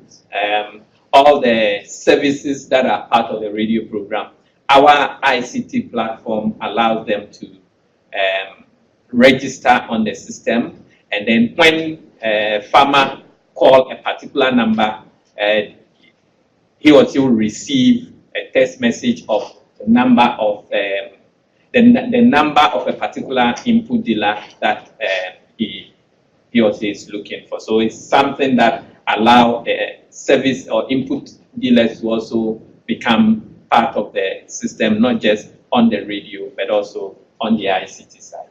So this makes the AIS radio program a different type of program that it's not just the same as the other programs that we listen to. So this is the ULISA. Before the program, or a week before the program, we have questions to monitor how people are listening to the program, to monitor how they are learning from the program, to also get their feedback that we can use to design or redesign the program as to how we think they are responding to questions. So some of the questions come in a closed-ended form, and they also have the opportunity to leave their voice, comments, questions on the system. And this is weekly. We have a team of monitors who listen to the program, transcribe the most important ones, and then we use them either to improve upon the program or to respond to the needs that the people are requesting for. So for example, a given question here shows 69% of the people saying a particular, which of the following must be stored alone in a storage bag. So they want to just check whether they have listened to this, whether they know what we are talking about, and then their response will tell us whether we need to go back or we need to re-emphasize that particular information. How are we integrating this program with the work, or how is this whole thing being integrated as an Agrotech? We have the radio program design, and it's used to complement, in the process of the design, we use the content from the Agrotech or the SmartX platform to design what weekly programs will be like. So if at the beginning of the year, Agrotech is discussing farm planning, the radio team will also discuss farm planning. So there is a cross promotion also of both the agent and then the radio. So the agent tells those who works with the agent when the radio program will be aired, and then also the radio program also links all the agents, all those who are listening to the agent. That if you need additional information, you can contact an agent at this place or that place. And then recently, some of the listener group leaders have also been trained to work as agents so that they can serve the people within the community listener group. And this is something that is also bringing that integration. And then some agents are also serving as resource persons on the radio program. So this is what makes the whole Agrotech radio program a different program. I can see Sylvie reminding me of my time. Thank you very much.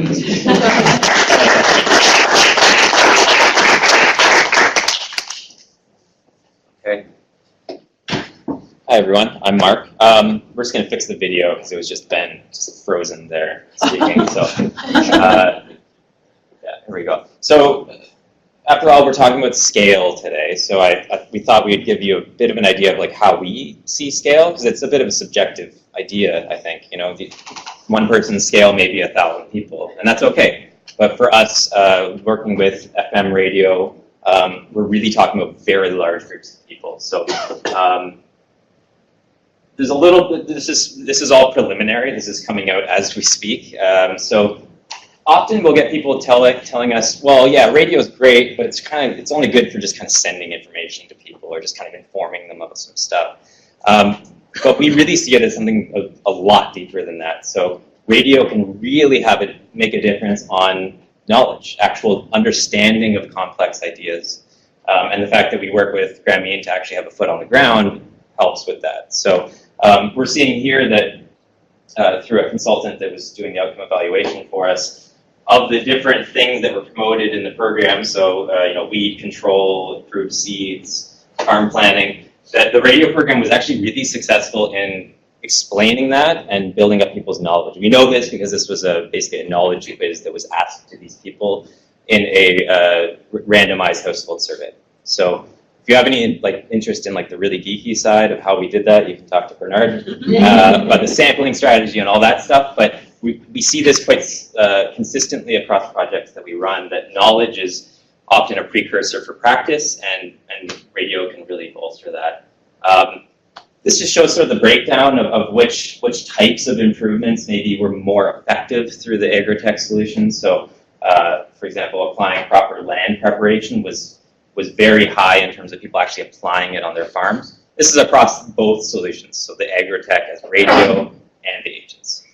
It's important that we emphasize that. This was like an integrated solution, not just us doing our thing and then Grameen doing their thing. So, but this is kind of I find this stuff really interesting, and people, it's very pretty looking as well. So this is the AIS project shown in a map. In order to understand scale in radio, you need to understand where do those radio stations reach. And traditionally, radio stations, especially smaller ones, don't have a lot of capacity to be able to do these types of studies.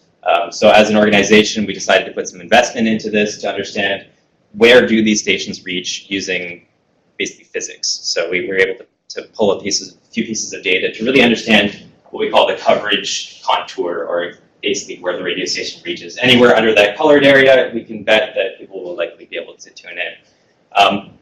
So for AIS, we had 6 radio stations you can see there, and this is the type of scale we're talking about. So the coverage of the radio stations, so the potential listeners, not the people that actually listen, is about 2.7 million people. And that's actually a bit conservative. It might be a bit higher than that. In terms of listeners, as Sybil said, it's approaching 490,000 people. And the preliminary figure right now across the 2 phases of the project is about 161,000 people practicing. So that's any one of the practices that are promoted. So we really are talking like tens of thousands, hundreds of thousands, in some very big projects, almost millions in some cases. So, so that's AIS. I'm going to show a few other ones. So USA, we have quite a few projects with the New Alliance ICT Extension Challenge Fund. And this is one in Ethiopia. It's across several of the regions in Ethiopia, but I'm kind of showing the Tigray area there. Fairly large as well. So 437,000 people actually listening, and an estimated 53,000 people practicing the improvements that were promoted. Another one, this one was crazy. Like, you can't even see Uganda because we have so many stations that were involved. So that's Uganda. We're basically reaching the entire country. There's some bits here kind of in the north there that are missing, but this was a project on orange flesh sweet potato, and teaching farmers about how to grow it properly, how to get the seeds, and also consumption of that nutritious crop for women as well as children. So it was a drama. So it wasn't quite the same as what Ben was talking about. It was really focused on an entertaining radio drama that had all the things you expect in a drama. We even have some English versions that you could listen to if you're interested. But just huge reach, like it's almost the entire country. And you can see it coming through here. So 16 million people covered by those. In fact, it might be a little bit higher than that. If you're looking at only rural areas, since it's an agriculture-focused program, we are able to sort of estimate that based on sort of density of population. About 7 million, 2.3 million listeners. We are publishing a paper on this soon as well with Harvest Plus, who's our partner. So that'll get into the real details. And at least 200,000 people actually practicing growing orange flesh sweet potato. That's important because this is a fairly new crop in Uganda. It's been around for a little while, but it's not like maize. They haven't had it for decades and decades and decades. So it's very much building up a new value chain. So, and then one last one. This is going to segue into what Karen's going to talk about, and talk about another project with our friends at IDRC. This is the SILT project, or Scaling Up Improved Legume Technologies in Tanzania. So we're actually dotting very much kind of in the southern area. This is on soybean, and then doing common bean in the north. So again, fairly large. We haven't done our outcome evaluation or gotten all the data back yet, but if we're talking about coverage, we're looking at about 8.2 million people that were covered by the radio programs. So hopefully our outcome evaluation comes out soon. The data is literally coming in right now, and we'll see what kind of listenership we had, as well as practice of the improved bean technologies. So, so that's what we're talking about. Like, it's like I think Bernard talked about, it doesn't need to be giant numbers. You know, sometimes scale can really be about scaling up in the community. You know, taking those 1,000 people and making them better at what they do. The nature of radio, obviously, is that it reaches very far. So this is what we deal with on a daily basis. So I'll hand it over to Karen to talk a little bit about what SILT was and sort of I think it's one slide. So.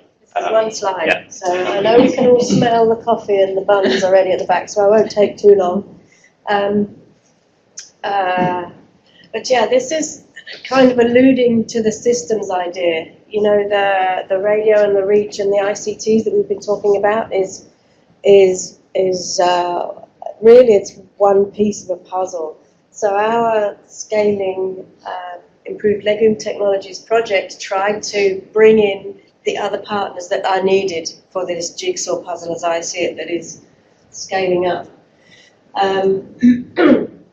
So where are we now? We have the radio stations. We also used print materials, so there were comics that were aimed at younger people. Then we talked to the agro dealers. We put posters up at the shops. So there was point of sale material and a little bit of extension going on there because the agro dealers were trained in the beans and the new seeds. We worked together with the extension services and with listening groups to talk a bit more in depth, and some of them were given print materials as well. I think what we're missing here actually is demo plots. We had 16 plots around Tanzania where the soybean or the common bean was grown, and the farmers received radio and or comic and or SMS. So there were a variety of kind of points of entry, but with this project we were also trying to see which one of these ICTs works best for who. Like works best for how do I want to receive my information? I like Facebook. I'm going to see if it's all on Facebook. Well, we didn't use that because it doesn't fit here, but we did use the comics, the print, the face-to-face, the radio, IVR, and we're getting some idea of, for example, what do older men prefer? What do younger women prefer? How do they like to receive their information about new varieties of beans, for example? What suits them? So that was also a focus in this project. It was quite a complex project. And also I think possibly the other thing that's not on here are things like the seed suppliers and how important it is to match the seed supplier with the radio producers in a way to make sure they each know what the other's doing. And we had long conversations with the seed suppliers about, listen, we're going on radio, you have to be ready with tons of seed. It has to be in the shop. Are you going to get it to the shop? And if you don't, who is? So we were having a lot of those conversations around that, because I think, one thing that came through to us from this project is that the information is one part of the puzzle and that leads to the next. And it's very much about making sure all the partners are talking to each other and that all sort of, because every partner has their own little engine going on and yet they have to make sure their engines are running to join your engine, which then all runs in the same direction. So, I see it as kind of, you have a lot of moving parts here that you have to get all going together. So this is quite a complex project, but I think it highlights the partnership element and the working together. So I think I'll leave it there. I think we will go to break now so we can discuss, there's plenty of food for thought in those four presentations in fact. We're all around in the room, talk to us at break, and then we'll come back after maybe 10 minutes and sit down and have a bit of a discussion around some of these results and some of this evidence that we're seeing. Is that okay?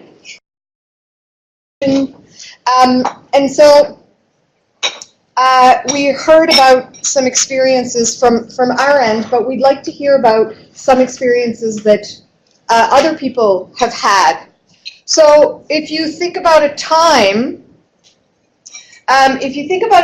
you were involved in a project that included ICT-enabled solutions, what worked? What worked in terms of achieving scale? What needed to be included? I'll throw a few other ones at you. How did you measure scale? I'll just throw an extra one at you. So how did you measure scale? So what worked in terms of achieving your objectives? What needs to be included? Would anybody like to share some of their experiences?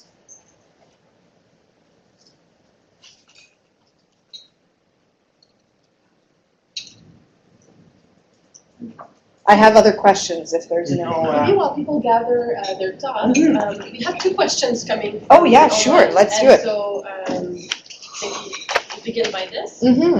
So we had a lot of interest from the drama, and we actually had a side conversation about drama. And someone was wondering, how do we go on to develop radio drama? Okay, so this is a question that I can answer, I guess. And then I have another question. Okay, so for Farm Radio, what we do is, and in the context of the Harvest Plus project, which was a project on orange flesh sweet potato, we wanted to encourage people to both grow but also consume orange flesh sweet potato. And knowing that there are all of these benefits, from that crop, but also that it's fairly new. Some people were growing it and consuming it, but this was fairly new. There are a lot of discussions around texture, around taste. It's a little bit sweeter than the other things. So what Farm Radio decided to do was to do what we call a drama plus. So there's always a component, an interactive component that we bring in to all of the scenarios that we do on the radio, all of the approaches that we use on the radio. So as far as this particular project, going about doing the drama, it was written by a team of drama writers, and produced and recorded and edited and really shaped by a professional team in Uganda in 14 different languages?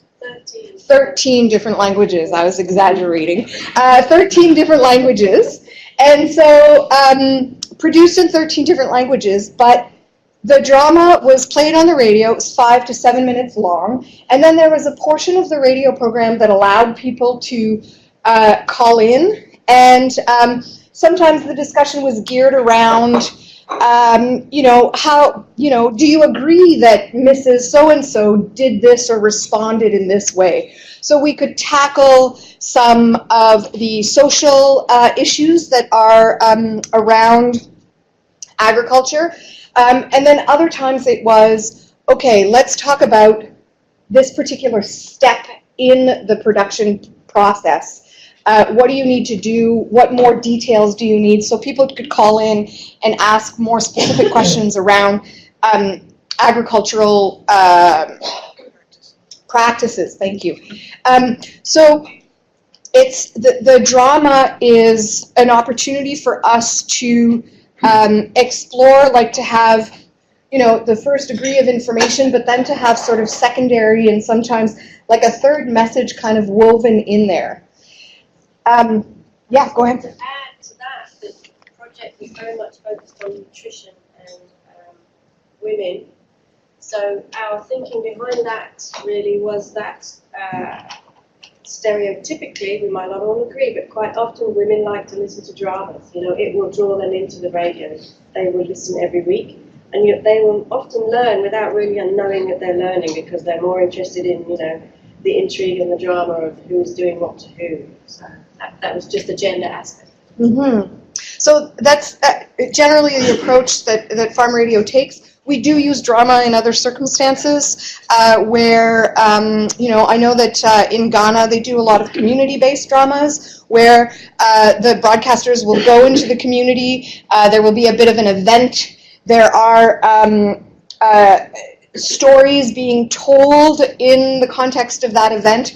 It's recorded and brought back to the radio station, but the key for us is if we have a drama, we have a plus. There's always that opportunity for feedback, for interaction, so that we can make sure that we're not just sort of pushing messages out, but we're closing that feedback loop.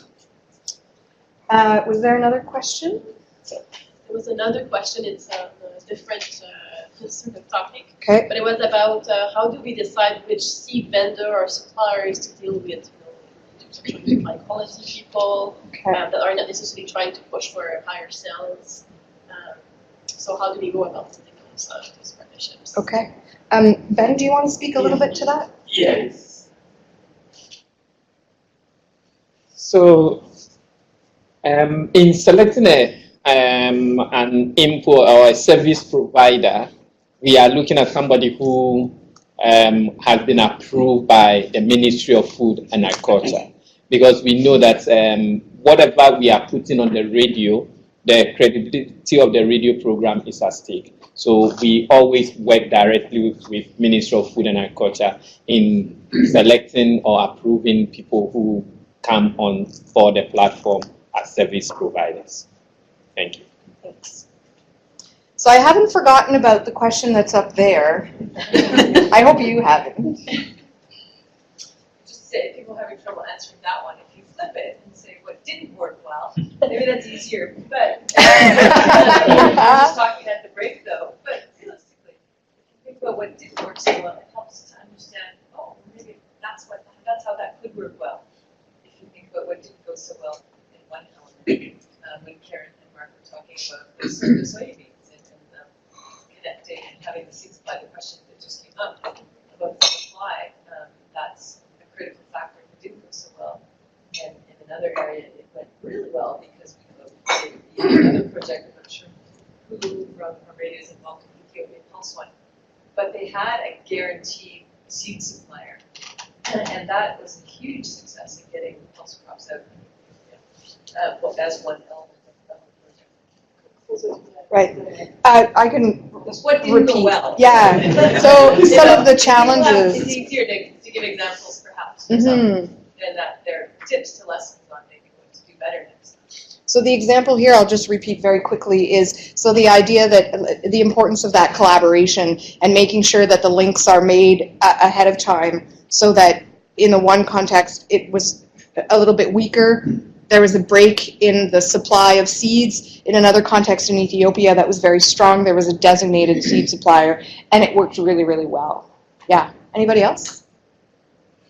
In the context of your suggestion that we look at what didn't work so well, this is a sort of two-parted thing. So the numbers that we achieved with doing our interactive radio campaigns were so great. But what you sort of didn't see in that chart is what happens after 3 months of paid airtime and all this hard work of training people, bringing the technology in, and then it stops because the project funding sort of ends. So I would say in terms of achieving scale, what we know works or doesn't work is how do you sustain those programs in a way that they're not so reliant on these specific projects to be able to achieve that. Yeah, maybe just to compliment, I know you had your hand up, Mark. It goes back to what I was saying earlier when you asked the question about, what's the definition of scale? What are the 3 words that pop out? It's that commercial viability and looking at, when we're looking at our exit strategy, we need to think of our exit strategy before we begin these interventions. A lot of these development-funded, so to say, interventions really drive innovation, but we need to look early on how will it be adopted by the commercial sector, by the private sector, and taken up as a product that they can sustain. And I think in a lot of what we're talking about today, or the experiences that we've talked about, and you know, this is the session part 2, 3, and 4 on viability, sustainability. We really need to talk about what are the steps that we need to take to make sure that this makes financial sense for agribusiness to take up, because projects cannot continue to do this. Can I just add on to that, because I think this is a really interesting discussion. The risk with, I heard what you said about funding can drive innovation. One of the risks is that you do this innovation separate from all the businesses, and then you give the innovation to the businesses and say, there, now run with that. Yeah. I think that's problematic. If it's not, if you think of innovation happening in a bubble separate from the reality, and you run into issues. But if it's somehow evolving within the context of that business ecosystem, Yep. and it's demand driven, then it's more likely to graft and to take on. Exactly, and maybe one of the lessons that has come about through implementing AIS, at least from the Grameen perspective, is we should have built in a business incubation period, where we would have identified an agribusiness, a financial service provider, some sort of entity that would take up this platform and really develop the business model, help them through their operations to really take it on, and really incubate it or start it up, whatever the correct term is,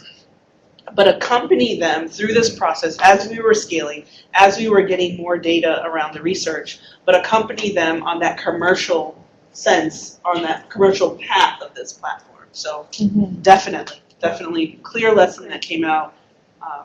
So build in that incubation. So that incubation then would be provided to the lead farmers at that level? The private sector entity or that financial service provider. It could be a financial institution. Because I think one of the things that we've touched upon but really didn't really dig upon is the element of financial credit, financial services that is really driving the ability of the farmers to take up these new inputs and fertilizers that they need to increase the quality and yield of their production. So within the model, the Agrotech initiative, so to say, we did partner with the Feed the Future initiative of USAID under the Advanced 2 program, and they were the ones supplying the credit to the lead farmers who were able to provide inputs and supplies to the farmers who paid back in crop. They paid back in production. They didn't pay back in cash. But that whole system of being able to give them the ability to access inputs that they needed, the information through the radio, through the agent, the observation, adoption, the profiling, knowing exactly what Adoa as a farmer need to do differently this year as I cultivate my crops, was very powerful. But just looking at that whole ecosystem, back to the market systems, not only about markets, but also looking at the provision of credit, which is essential for these smallholder farmers, that they get from a nucleus farmer, a lead farmer, outgrow business, and ultimately a financial institution who would benefit from data on the farmers. So I think I'm opening up a can of worms. Well, I think since the can is open, I think keeping in mind the time. We're a bit of a chatty bunch here. Not so much you, but us, actually. But so we started touching upon this idea of, okay, so there are some challenges, but we do have some experiences that prove that this can work. It does work. But is it viable? And, we're talking about systems. We're talking about having the finances involved, making sure those systems and collaborations are all talking to each other from the beginning, that it's very clear who's involved from the beginning. We're talking about this idea of developing together and not sort of doing it on the side and dropping it in and expecting it to sort of continue and live beyond the project that we're working on. So I'm going to turn it over to Ben, who's going to talk a little bit about this idea of envisioning sustainable agricultural radio, of course, because we're Farm Radio International. So I'll turn it over to Ben. Thank you.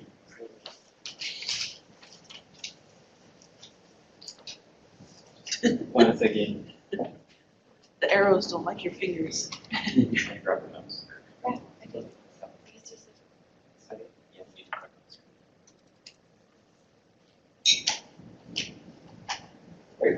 Oh. So now we are looking at the sustainability aspect, which is very, very key. During break, I'm sure that's one of the questions that is burning. We've shown scale, but what about sustainability? As part of this project, as I mentioned, the context of our project was that the current extension system is not working. It has already been explained. The numbers are very, very low. So what can we do to support this? We also know that extension bodies are very slow to step in whenever there is an issue or whenever there is a change. And we also know that better methods have new costs that have to be worked on. And it is very difficult to get something that can easily solve all these problems. So what are we doing to ensure sustainability? Popular radio programs or communication materials are there. When you take any of them, you will realize that there is always the issue of a certain program that was very good that have ended because the project has come to an end. In our office, I'm sure we always remember the Orange Flesh Sweet Potato program. We even composed a song. It was very nice. But at the end, that was the end of the program after the 2.5 years. I'm sure some of you can also remember other communication programs that ended in that way. The challenge is not only limited to communication programming or ICT-enabled approaches. It cuts across almost all the development programs that we have. So what did we do to start our project to be on a pathway to sustainability? We are not yet there. We are just on the pathway. So I just want to give some information about that. We work in 3 regions: Ashanti region, Brown Apple, and Volta. This region cut across the maize belt or the breadbasket belt of Ghana. So taking this into consideration, our assumption is that when we work in this area, we are serving the right people who, when they increase their yield, they will be able to invest in extension. We also work in an area where there are already existing radio programs, quality radio programs, but just that they were not sustainable. As we said, we ended the ICTC project. That was the end. Then luckily we had the AIS. But there were other previous projects like that. Local stations also, within this area, we dealt with commercial radio stations because we realized that they have the passion to do business. So if we are thinking about sustainability, we need to be thinking about somebody who can move into the business area with what we started. So they, from the beginning, in the selection of radio stations, we made it known to them that this is not the old way of doing project-based radio selection and radio programming. So we are selecting you based on the idea that you will have to sustain your radio program at the end of the project period. Again, we use our methods or models, the participatory radio campaign. We have that for ensuring that radio programs that require behavioral change or that require particular technology to be adopted, we use the participatory radio campaign. So for example, the seed, the use of improved seed, we always back it with the participatory radio campaign.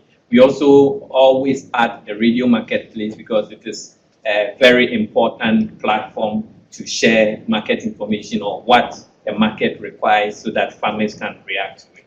It also allows us to share the information on post-harvest.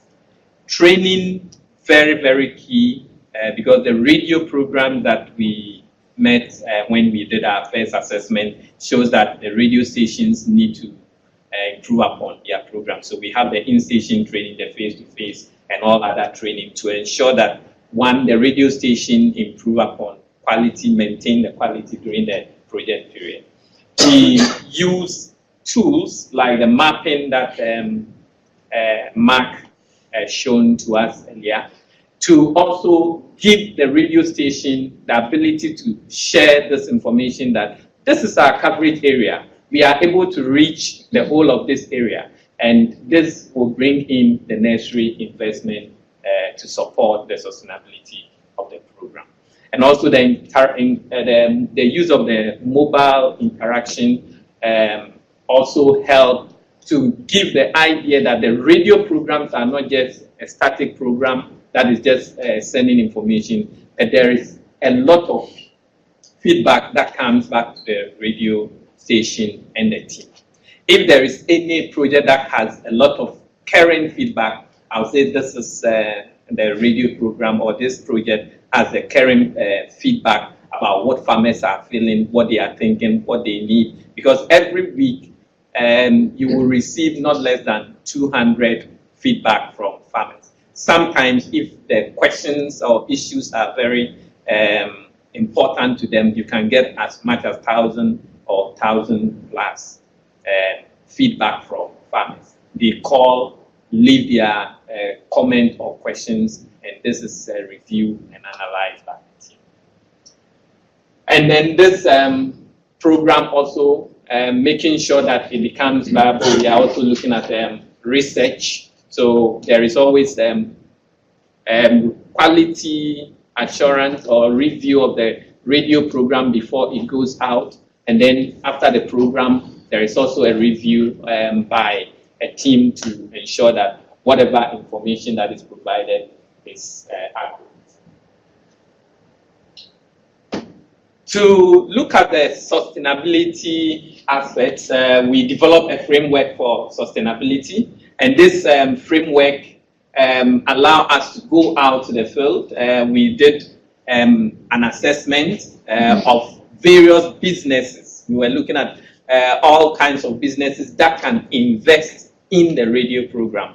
We're not looking at just advertisement, but we are looking at investment. So we're looking at businesses that are dealing with inputs or agribusiness inputs, businesses that are also doing like the aggregators, financial institutions. We also looked out for micro insurance companies, tractor service providers. We interview all these people to ensure that, yes, we have the right people who are ready to invest in the radio program. So as part of the in-depth interview, we interviewed all this group listed here, and then we had one workshop with all of them to understand what they are expecting from the radio stations, and then what the radio stations are also expecting from the businesses.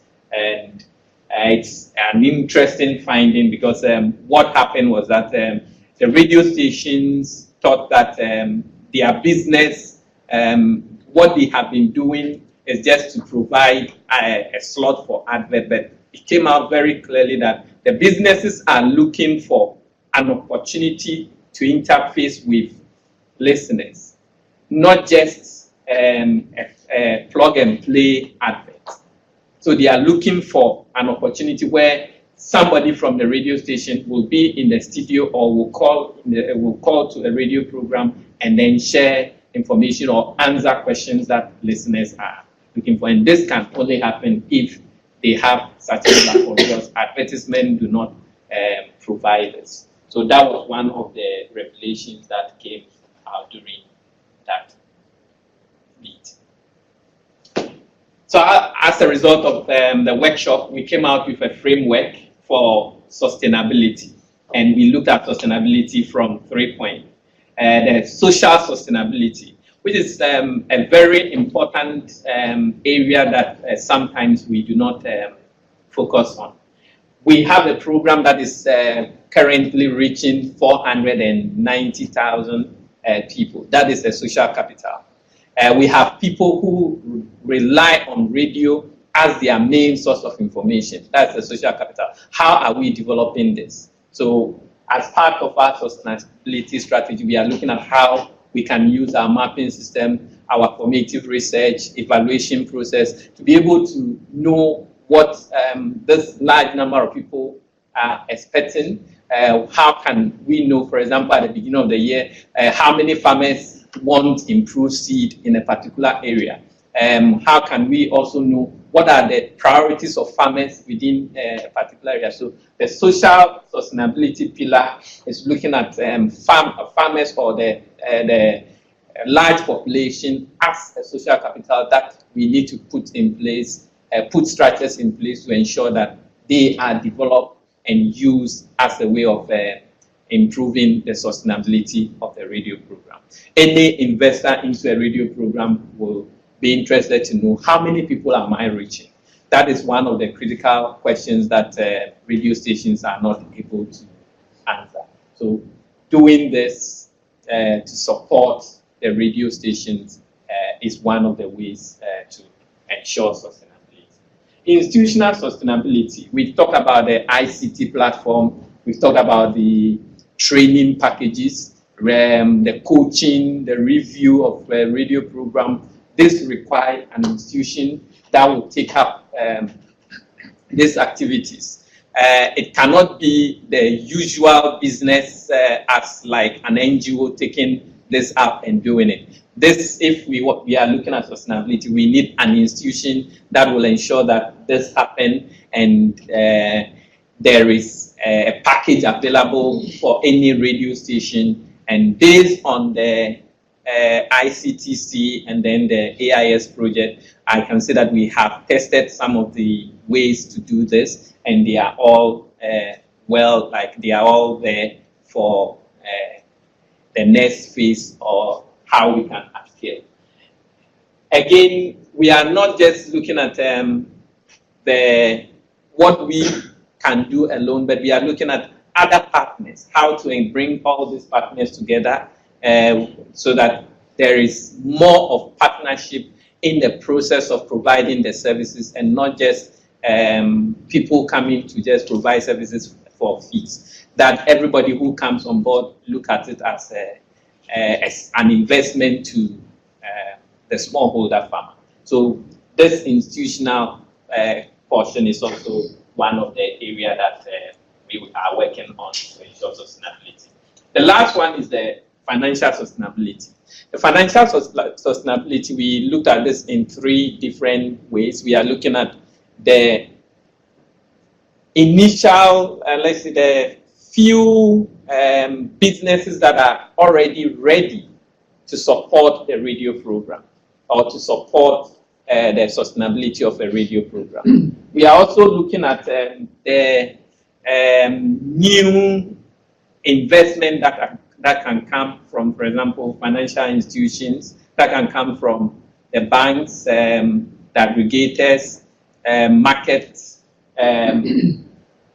those who, like the input dealers who are within the market. This forms the second part, and then the third part is the farmers.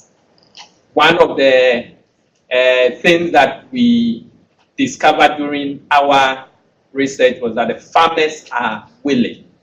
We had more than 80% of the farmers saying that yes, we are willing to pay. We are willing to pay. What form of payment? Some mention direct, some mention indirect payment. So from the farmer's point, we are looking at both direct and indirect. And interestingly, when you put the numbers together, even if the farmers are paying just 1 cedi per farmer, you are talking about, let's say, 490,000 Ghana cedi, and that is huge amount.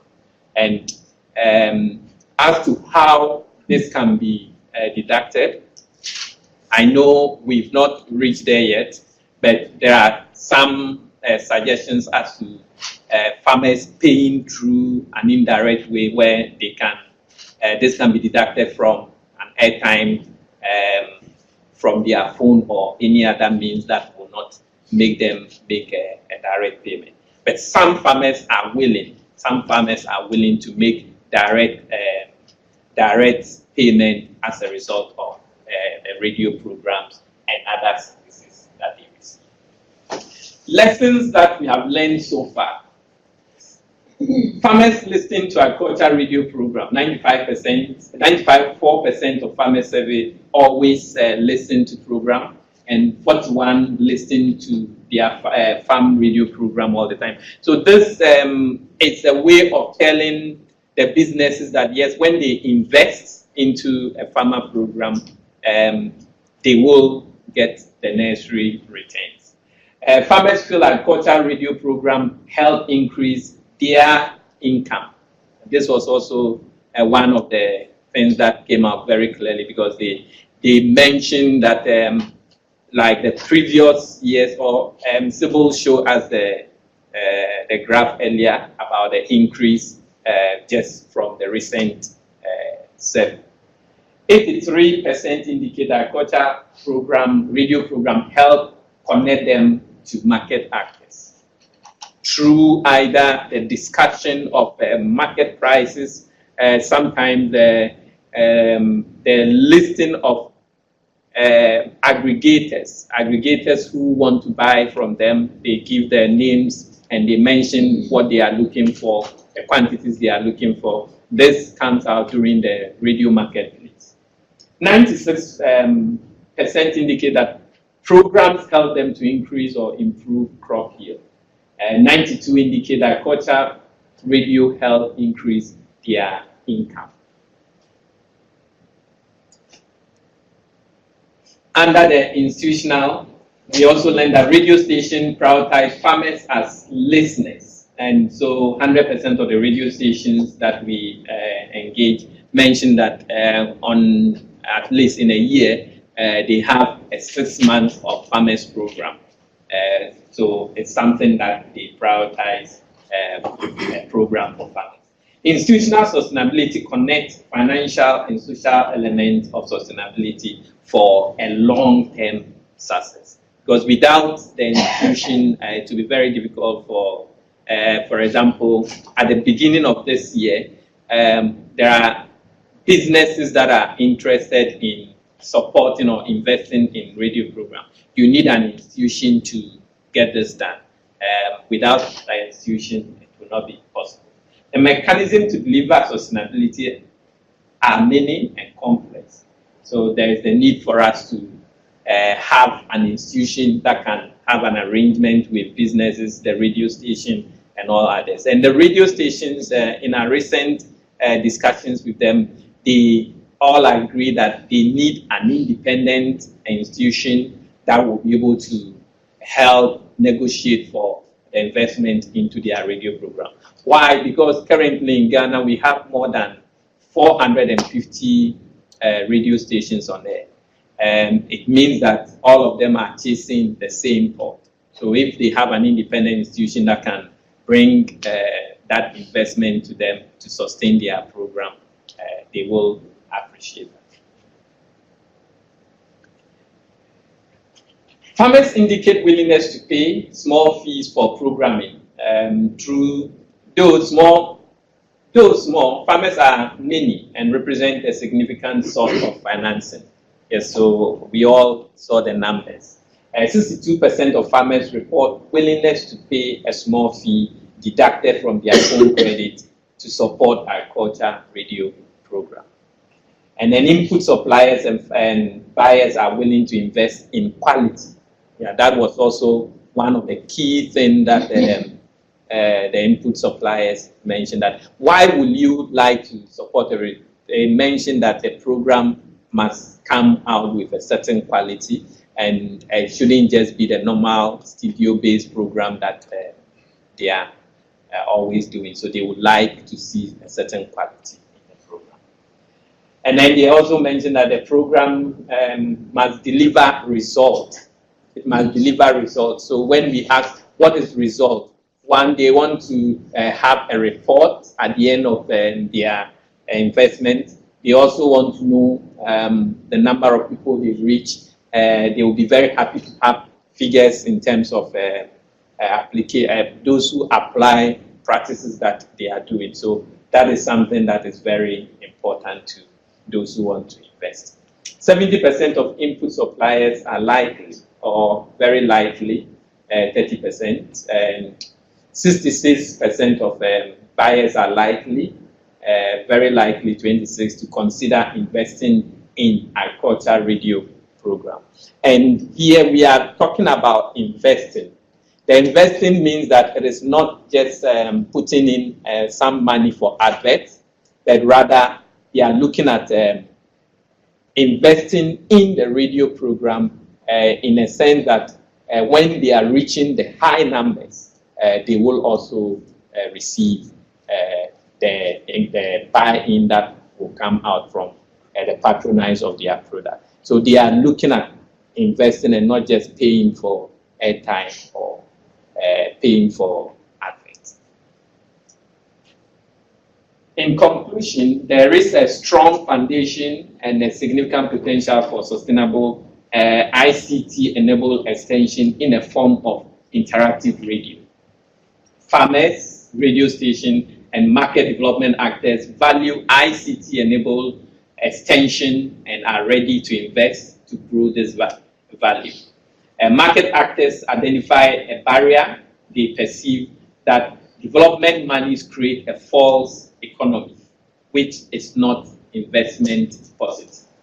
I'm sure this is one of the questions we will have to discuss, whether it's real that the money from development partners just create a false economy.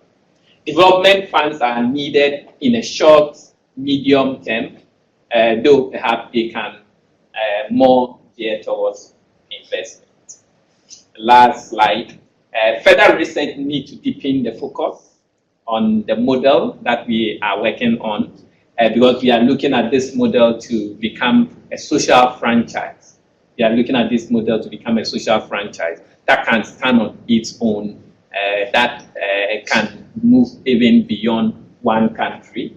And we are looking at how there can be an initial investment to ensure that the social, then the financial, then the institutional sustainability pillars are well in place. So at the end, we can have a green leaf radio program that goes across the whole country with the radio stations coming on board to pay a license fee to be part of this. Thank you.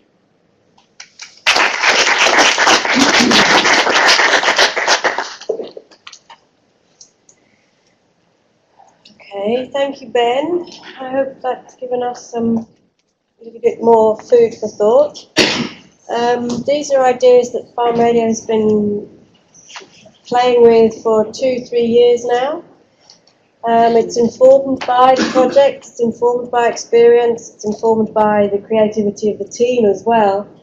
And some of, even the slide that I showed you earlier from the legume project, what we saw there through working with IDRC is that we have a business case, in a sense, a knowledge-based business case. We can use all our information, communication technologies, all those things we've got, and we can kind of move that around to different agricultural technologies and use that as a catalyst for scaling up. But you still need all the seed supplies and the external factors to travel with you. So, it's not that straightforward, and I think some of the social franchise thinking has come from that. Rather than just having one station with all its ICT packages, we have 10, 15 stations with all their ICT packages, and we run that as a bigger platform.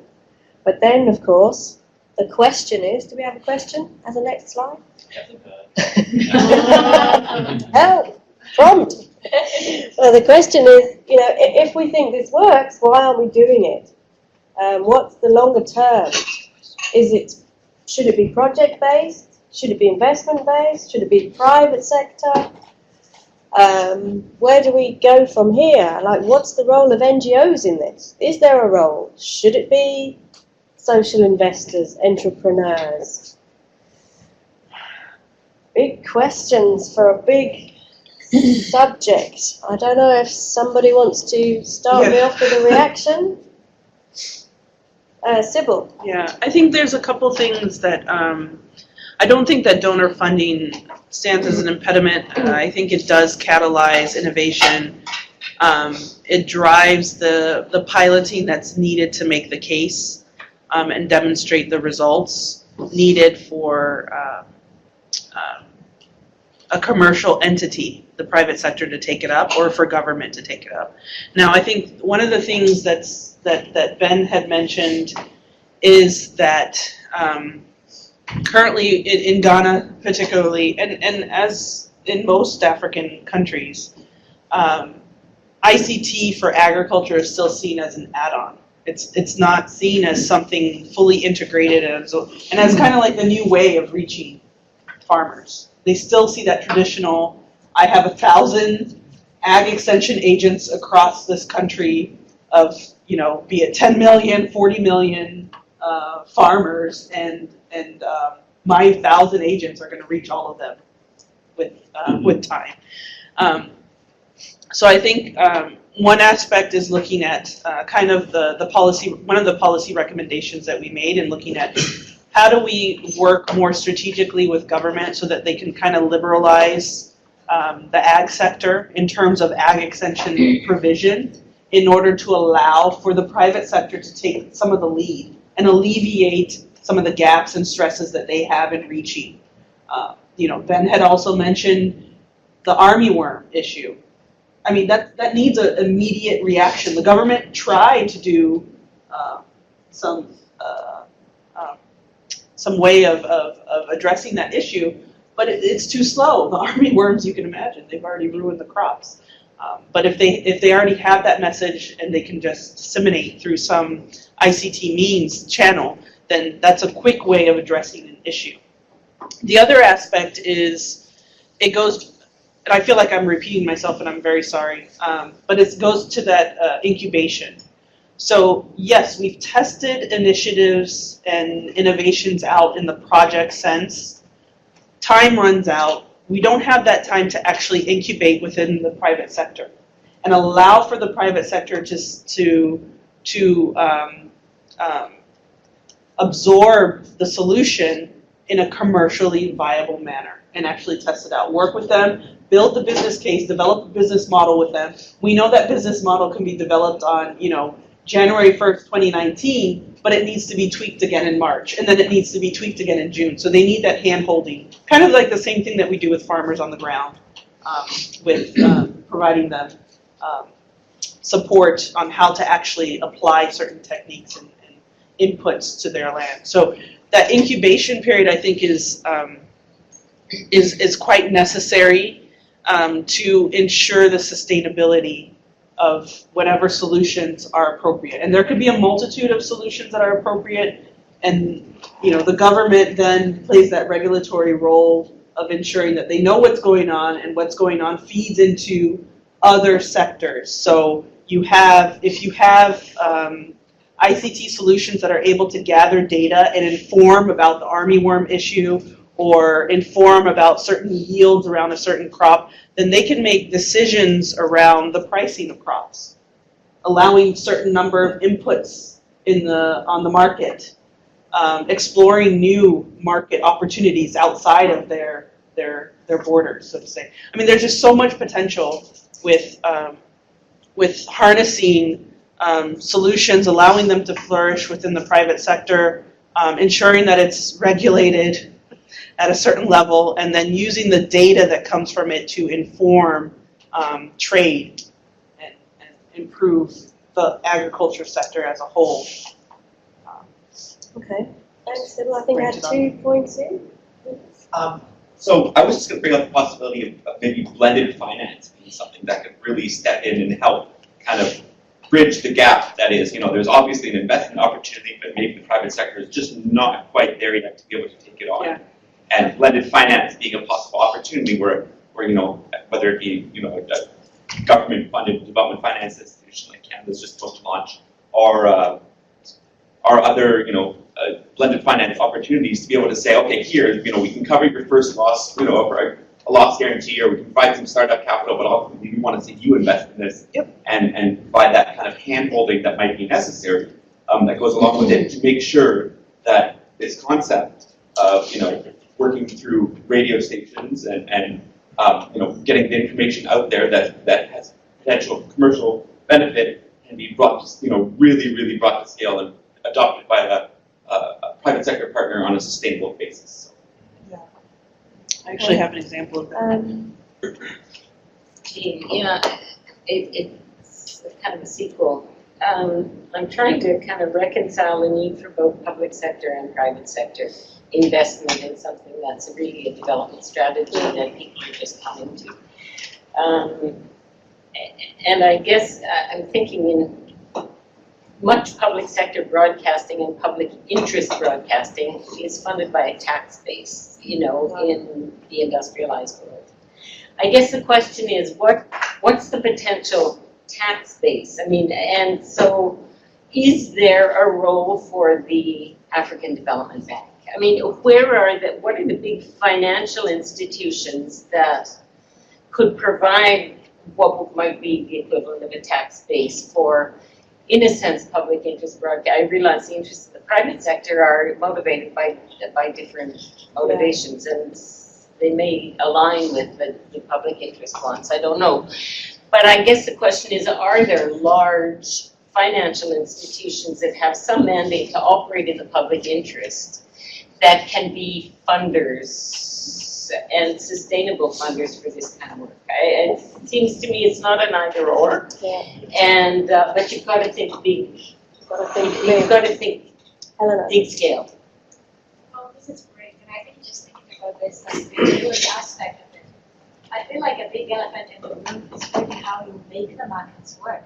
Because it's great to increase the production and so on, but if we have done research in the African context, is that okay? And a lot of projects have done thinking really at the systematic scale. I have done research with our grassroots investments in South Africa and East Africa. But then everything works, it's great, but then when the farmers, when they're ready, then they can take it to the local market. But then the prices there are not enough to continue supporting that kind of investment. They need to purchase the inputs, benefits on credit, it's fine. But then the investment, the return investment that they are not getting is not enough to sustain the solution. And so, yes, the kind of crops you have, like they're working on in Ghana, is rice, is maize. I mean, these are traditional crops that when we say bumper harvest, it reduces the prices and then everything collapses. I mean, Johannes here talks about this in his research too. IFAD had a great tuber production, or IFAD has a great production of tuber crops, and then it was great. They scaled up, but then actually the whole project collapsed because then there were no market. They weren't buyers. I think it comes back to one of the earlier questions about, is it always necessary? Is scaling up and sustainability, is that always necessary? Do they always go together? So there are obviously instances when it's not. I've got a couple of other hands going up here. Mark? I was just going to say something around, we've seen projects recently that, due to simplicity, will bypass local government extension services. So because they don't, like we've heard it many times, they kind of don't work, they've gutted, they don't have enough people, countries are too big. They say, well, for my project to be good and to be successful for the next 5 years, 7 years maybe, we need to bypass that. And I think this speaks a little bit to what Dean was talking about, having sort of a blended approach. I don't think we can afford to do that. Maybe Ghana's extension service isn't the best in the world. And we see examples in Ethiopia where they actually do a fairly well-functioning extension service and that's owning the system. So having a mix of those extension services, I think, is important, and not if you're going to bypass that, you better be ready to stay there for 100 years to do that extension work. And I don't think most organizations are doing that. So, yeah. Just wanted to say, from my perspective, a little bit about demand. I think when you're talking about sustainability and in developing these models, you have to go back to the supply and demand. And if I could just tell a little story. I was in a radio station in Kampala called, actually just outside of Kampala in Jinja, called Smart FM. And we were equipping them with some SIM card-based technology that would let them answer phone calls in the radio studio and visualize those calls on a dashboard, sort of upgrade the technology for it. When I brought this in, the guys were like, we need this. Okay, so how many? I want 3. Can you go to your truck and bring out 3 of these, and I'll pay you for them right now. And I didn't go in thinking that that was going to be the scenario. We sort of went to introduce something and see if they'd be interested. So there's this demand that is there for radio stations. It's equipment, it's software, it's training, it's all the things we sort of talked about. What I think then, once you identify demand, and we're talking about also farmers, what kind of demands farmers have and what they can supply and what their challenges are. There's all these different stakeholders that have different demands. And I think the way I see it now with the social franchise, or this idea of this, the promise of this new model, is kind of like there's something new to be sort of discovered there. It doesn't quite exist. If we look at the precedent here in Canada, for example, radio has a huge history in Canada. As we know, it could be argued that a Canadian invented radio. Canadians have software that allow for the buying and selling of the airtime. Canada has made a huge contribution to this field that we know as radio. And I see there's all these lessons that are somehow relevant, but the current context in sub-Saharan Africa is very different, but there's the opportunity for, some investment from historical lessons and the context that we carry forward here in this country, and the opportunity to, not just invest financially, but also invest in, the government had, some of the best speakers in the world are from Canada, and that's because the government invested in these research centers that normally they couldn't have, these companies couldn't have made these investments on their own. So there might be something to also, I think, explore in this model, that what knowledge can we bring forward, or what have we learned in industries that would be relevant to support, these new models that are evolving, and that we hope to kind of shepherd in or build together. I actually just wanted to speak a little bit to what we were talking about, the markets, and that if you have bumper crops, and the prices will go down, and there are all of these implications that are directly attached to the market. And I'm going to throw the ball to Rex. Maybe you can speak a little bit about how in Malawi there's been this relationship with government and relationship with policy, and how that has sort of strengthened that sort of overall system that we're talking about. Yes, maybe just to add a little 1 or 2 words in it, is that I think when we're starting off in these initiatives going to scale, we need these conversations that we're having now. Ironically, we have got these conversations when the project is ending, which is a big shame to all of us. So one thing that we are seeing is that when we bring everybody on the table to start discussing this, private sector, government, farmers themselves, broadcasters, mobile companies, to come together and say, what does it mean in the next 3, 5 years, 10 years, if we are investing in this value chain? It makes a big difference. A good example is dealing with one of the improvements in post-harvest loss is the issue of these emergent bags. I remember when Feed the Future asked us to do a campaign on that, and they said, we want this campaign yesterday. We said we can't go out to do this campaign up until we have the capacity enough as stakeholders to produce and deliver when the demand rises up.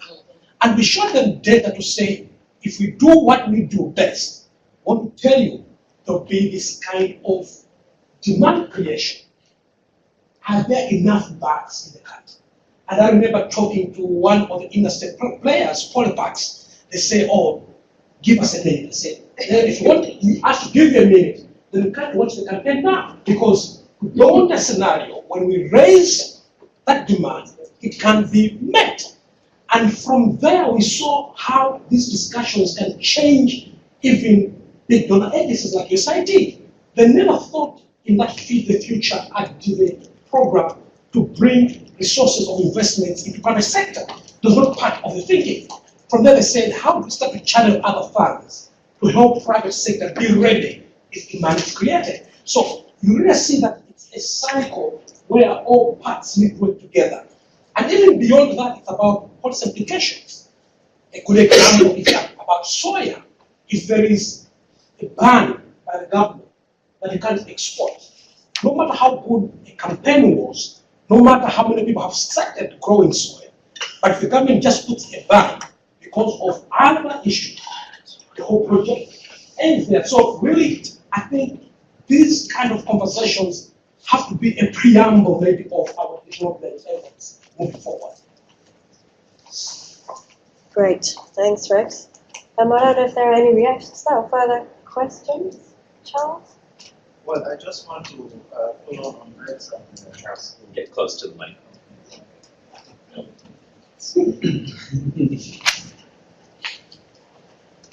Well, I just want to follow up on Rex and the previous speaker by saying that ICT for me is a means to an end. And when we start to analyze, we should start from what is that end that ICT wants to contribute to. And for me, it is about looking broadly at the market. If we start to think about the contribution of ICT to achieve market ends, then we start seeing that there is need for a research. ICT cannot be analyzed, or programming cannot be analyzed in isolation of the bigger picture, which is about making the systems, the market systems work. And then the question of demand and supply comes in.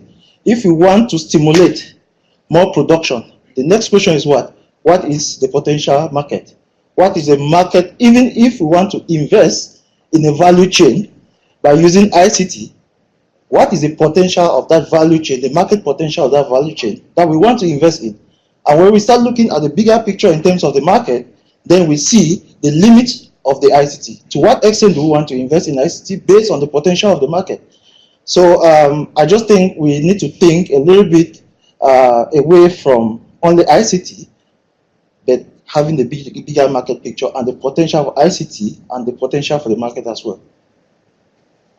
Maybe just one last thing that's been spinning in my mind. A lot of the work that we've been doing under AIS has really been to inform policy around ag extension, which I think is quite important, demonstrating that ICT has a role, or ICT has a role. Let's just leave it at that. I think we need to broaden that a little bit and look at the experience and data that we have under this initiative. How can it influence also decisions that are made at the government level regarding trade? So I think, I think we're limiting ourselves to just provision of information and services to farmer, but I think a lot of what we're doing can better inform, if we look at MOFA in Ghana, better inform how MOFA engages in certain contracts or certain policies around, something that They're planting for I food forgot. job. Yeah, planting for food and job, but I forgot what your name and what you were just saying. Rex, sorry, Rex. about, a ban on exporting soya. I mean, some of the work that we're doing can better inform the government. So not just limiting it to ag extension, but looking at other aspects of policy. Yeah, and this, in Burkina Faso, for example, this has nothing to do with agriculture, but in Burkina Faso, I met with the Ministry of Health, specifically Direction de la Nutrition, and we were looking at understanding their strategy. And one of the things that the head of the Direction was saying is that they're looking at an integrated approach. So how can the Ministry of Finance take up nutrition aspects? So it's not just, ministries working in silos. So it's the same thing, I think, as we as NGOs, we look at this integrated approach all the time. Yeah. But I think now governments are starting to see it as well. Yeah. Even for the Legume project in Tanzania, we included a policy angle where we tried to gather all the key players in extension or seeds in the country and develop some briefings and kind of take what we'd heard on the radio programs and feed that in. So we're now at the stage where we've got some nice policy briefs, and it's now a case of trying to influence the government or trying to work with them and get them to see what's coming through the work that we've done. But yeah, it's one of those. It's it's another of the pieces in the puzzle, I think, that is needed that we need strength. So. Okay, so I think we've already kind of organically flowed into part 4 around going forward and what's next. I don't know, Rex, if you wanted to have any final thoughts for where we go next, what Farm Radio is thinking in general. Thank you so much. Just want to share a bit of context in terms of how we move from here. I would say this is a start of a long-term conversation, as it were, as we all know that IDRC is supporting Farm Radio Trust and Farm Radio International to look at harnessing ICTs to scale up agriculture solutions. And one of the key outputs from there is to have learning platforms. And these learning platforms should really dive into discussing of what kind of frameworks we need to have in terms of ensuring scale that is sustainable. So as I've been given a chance to speak a few words, I've got some, not buzzwords, but to me, words that says, let's do action. That's where we need to start our discussions from and move forward. And one thing that I've heard here for a number of times is the whole systems approach. So I think this speaks to all of us, donors, investors, implementers. How do we start crafting our work in the context of a system that we're in? And indeed, the last comment, which is just coming here from Sibo, about even going beyond the agricultural sector. It's about multi-sector approach. And a very good example which comes to my mind is when we're doing campaigns on the dairy value chain and farmers are increasing their yield, but at the same time in Malawi, the issue of energy is a big issue. So the cooling tanks can't work. But farmers are excited that their cows are producing more milk, but they can't be able to store just because of an energy problem, not an agricultural problem. So really this systems approach will be one of the key things in the learning platform, but also as we're looking at the framework in terms of the way it works. The whole issue about public-private partnerships, it's also coming out to be a very, very key issue. So it's not an either-or scenario in terms of donor development funding, but it's about how do these two pieces work together. And in the mix of it also is to appreciate that a farmer himself or herself is also part of the private sector, as it were, because they also want to make a margin at the end of the day. So how do we ensure that all these pieces come together in a market viable industry? And I think the issue of revenue streams that are diversified is coming out very, very clear in terms of sustaining scale, but also the whole issue about investments. is coming out very clearly. It's not just about short-term gains. It's going for the long haul, as it were. And even indeed, the whole issue about blended finance. Those are areas we need to be looking at. And a key question is, are donors, governments ready to look at those possibilities and work together in that kind of new territory? So those are the kind of hard questions we need to ask ourselves. And indeed, the key issue of inclusion and being equitable, because it has to be scale for everybody. I know of a campaign which says, don't leave anybody behind. And the whole issue about gender equality, women empowerment, girls, are they part and parcel of this scale? Or its scale and sustainability that is skewed? So those are some of the things that in the learning platform, I think we'll be talking a lot.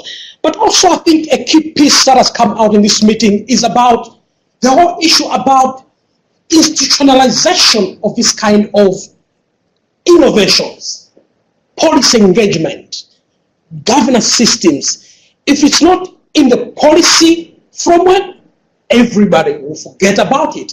One thing that we've done in Malawi, which I think it's very unique, as indeed you said, Sibo, we have started to influence agriculture policy so that they see that ICT for development is no longer an add-on. It's part and parcel of the development processes. So that when day one, everybody is thinking about an agricultural revolution, they need to know that ICT and indeed other communication pathways are part and parcel of that process. Also, another key word which I think has come out very critical in this meeting, it is a whole issue about financial viability.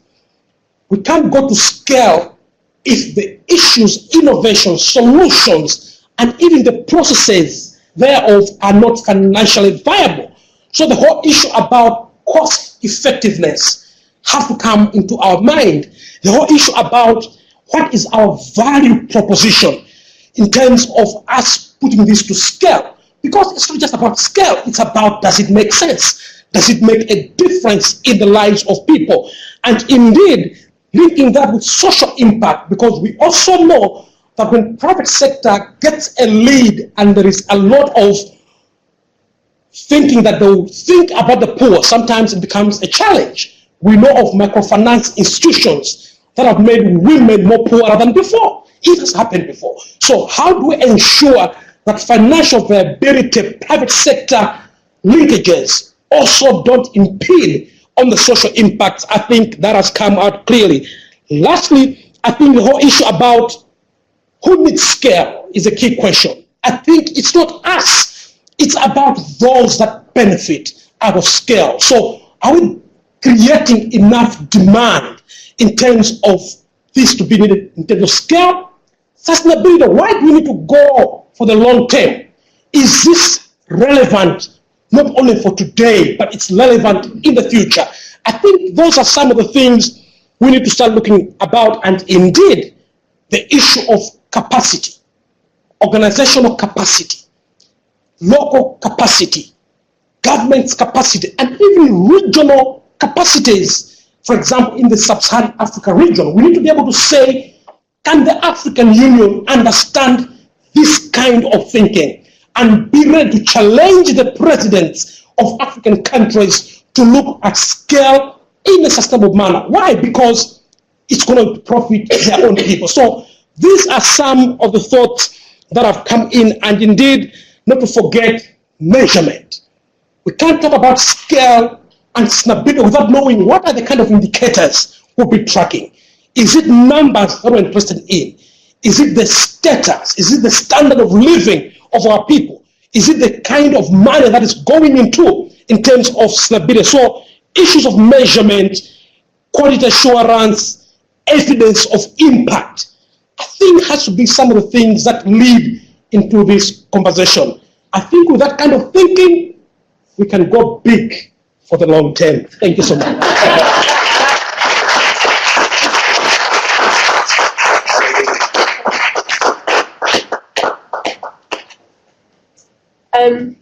Thank you, Rex, for this very interesting reflection. Thank you for all the presenters who took the time to come today and share their interesting insights. We were very lucky to have Sybil today joining us from the US. Also very lucky to have our colleagues Ben and Rex that were in Ottawa for this event, so very happy about that. You know, I think it's a very fascinating and interesting time for farm radio right now. We are very excited to be able to have those discussions with you all. Bernard talked a little bit about this initiative that we're working on today, these days around ICT for scale, and it is a very exciting time for us. And so this meeting came at a very you know, timely manner. So a special thank you to everyone who participated, and especially to RDRC and Global Affairs who's supporting us and allowed us to have this very interesting discussion today. So thank you. The presentation has been recorded today and will be shared following this event. Thank you.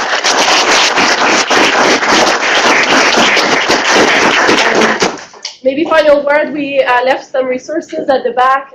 You can also find some business cards from us. And so if there's anything that you want to share after the event, you know, this conversation can keep on going. It's not finished today. So feel free to get in touch with us. And Ben, maybe you would like to close this event for us? Okay, so let's do the sign. Everyone get up. Let's sign. It's not for, let's sign. Line! Oh, give it to yourself.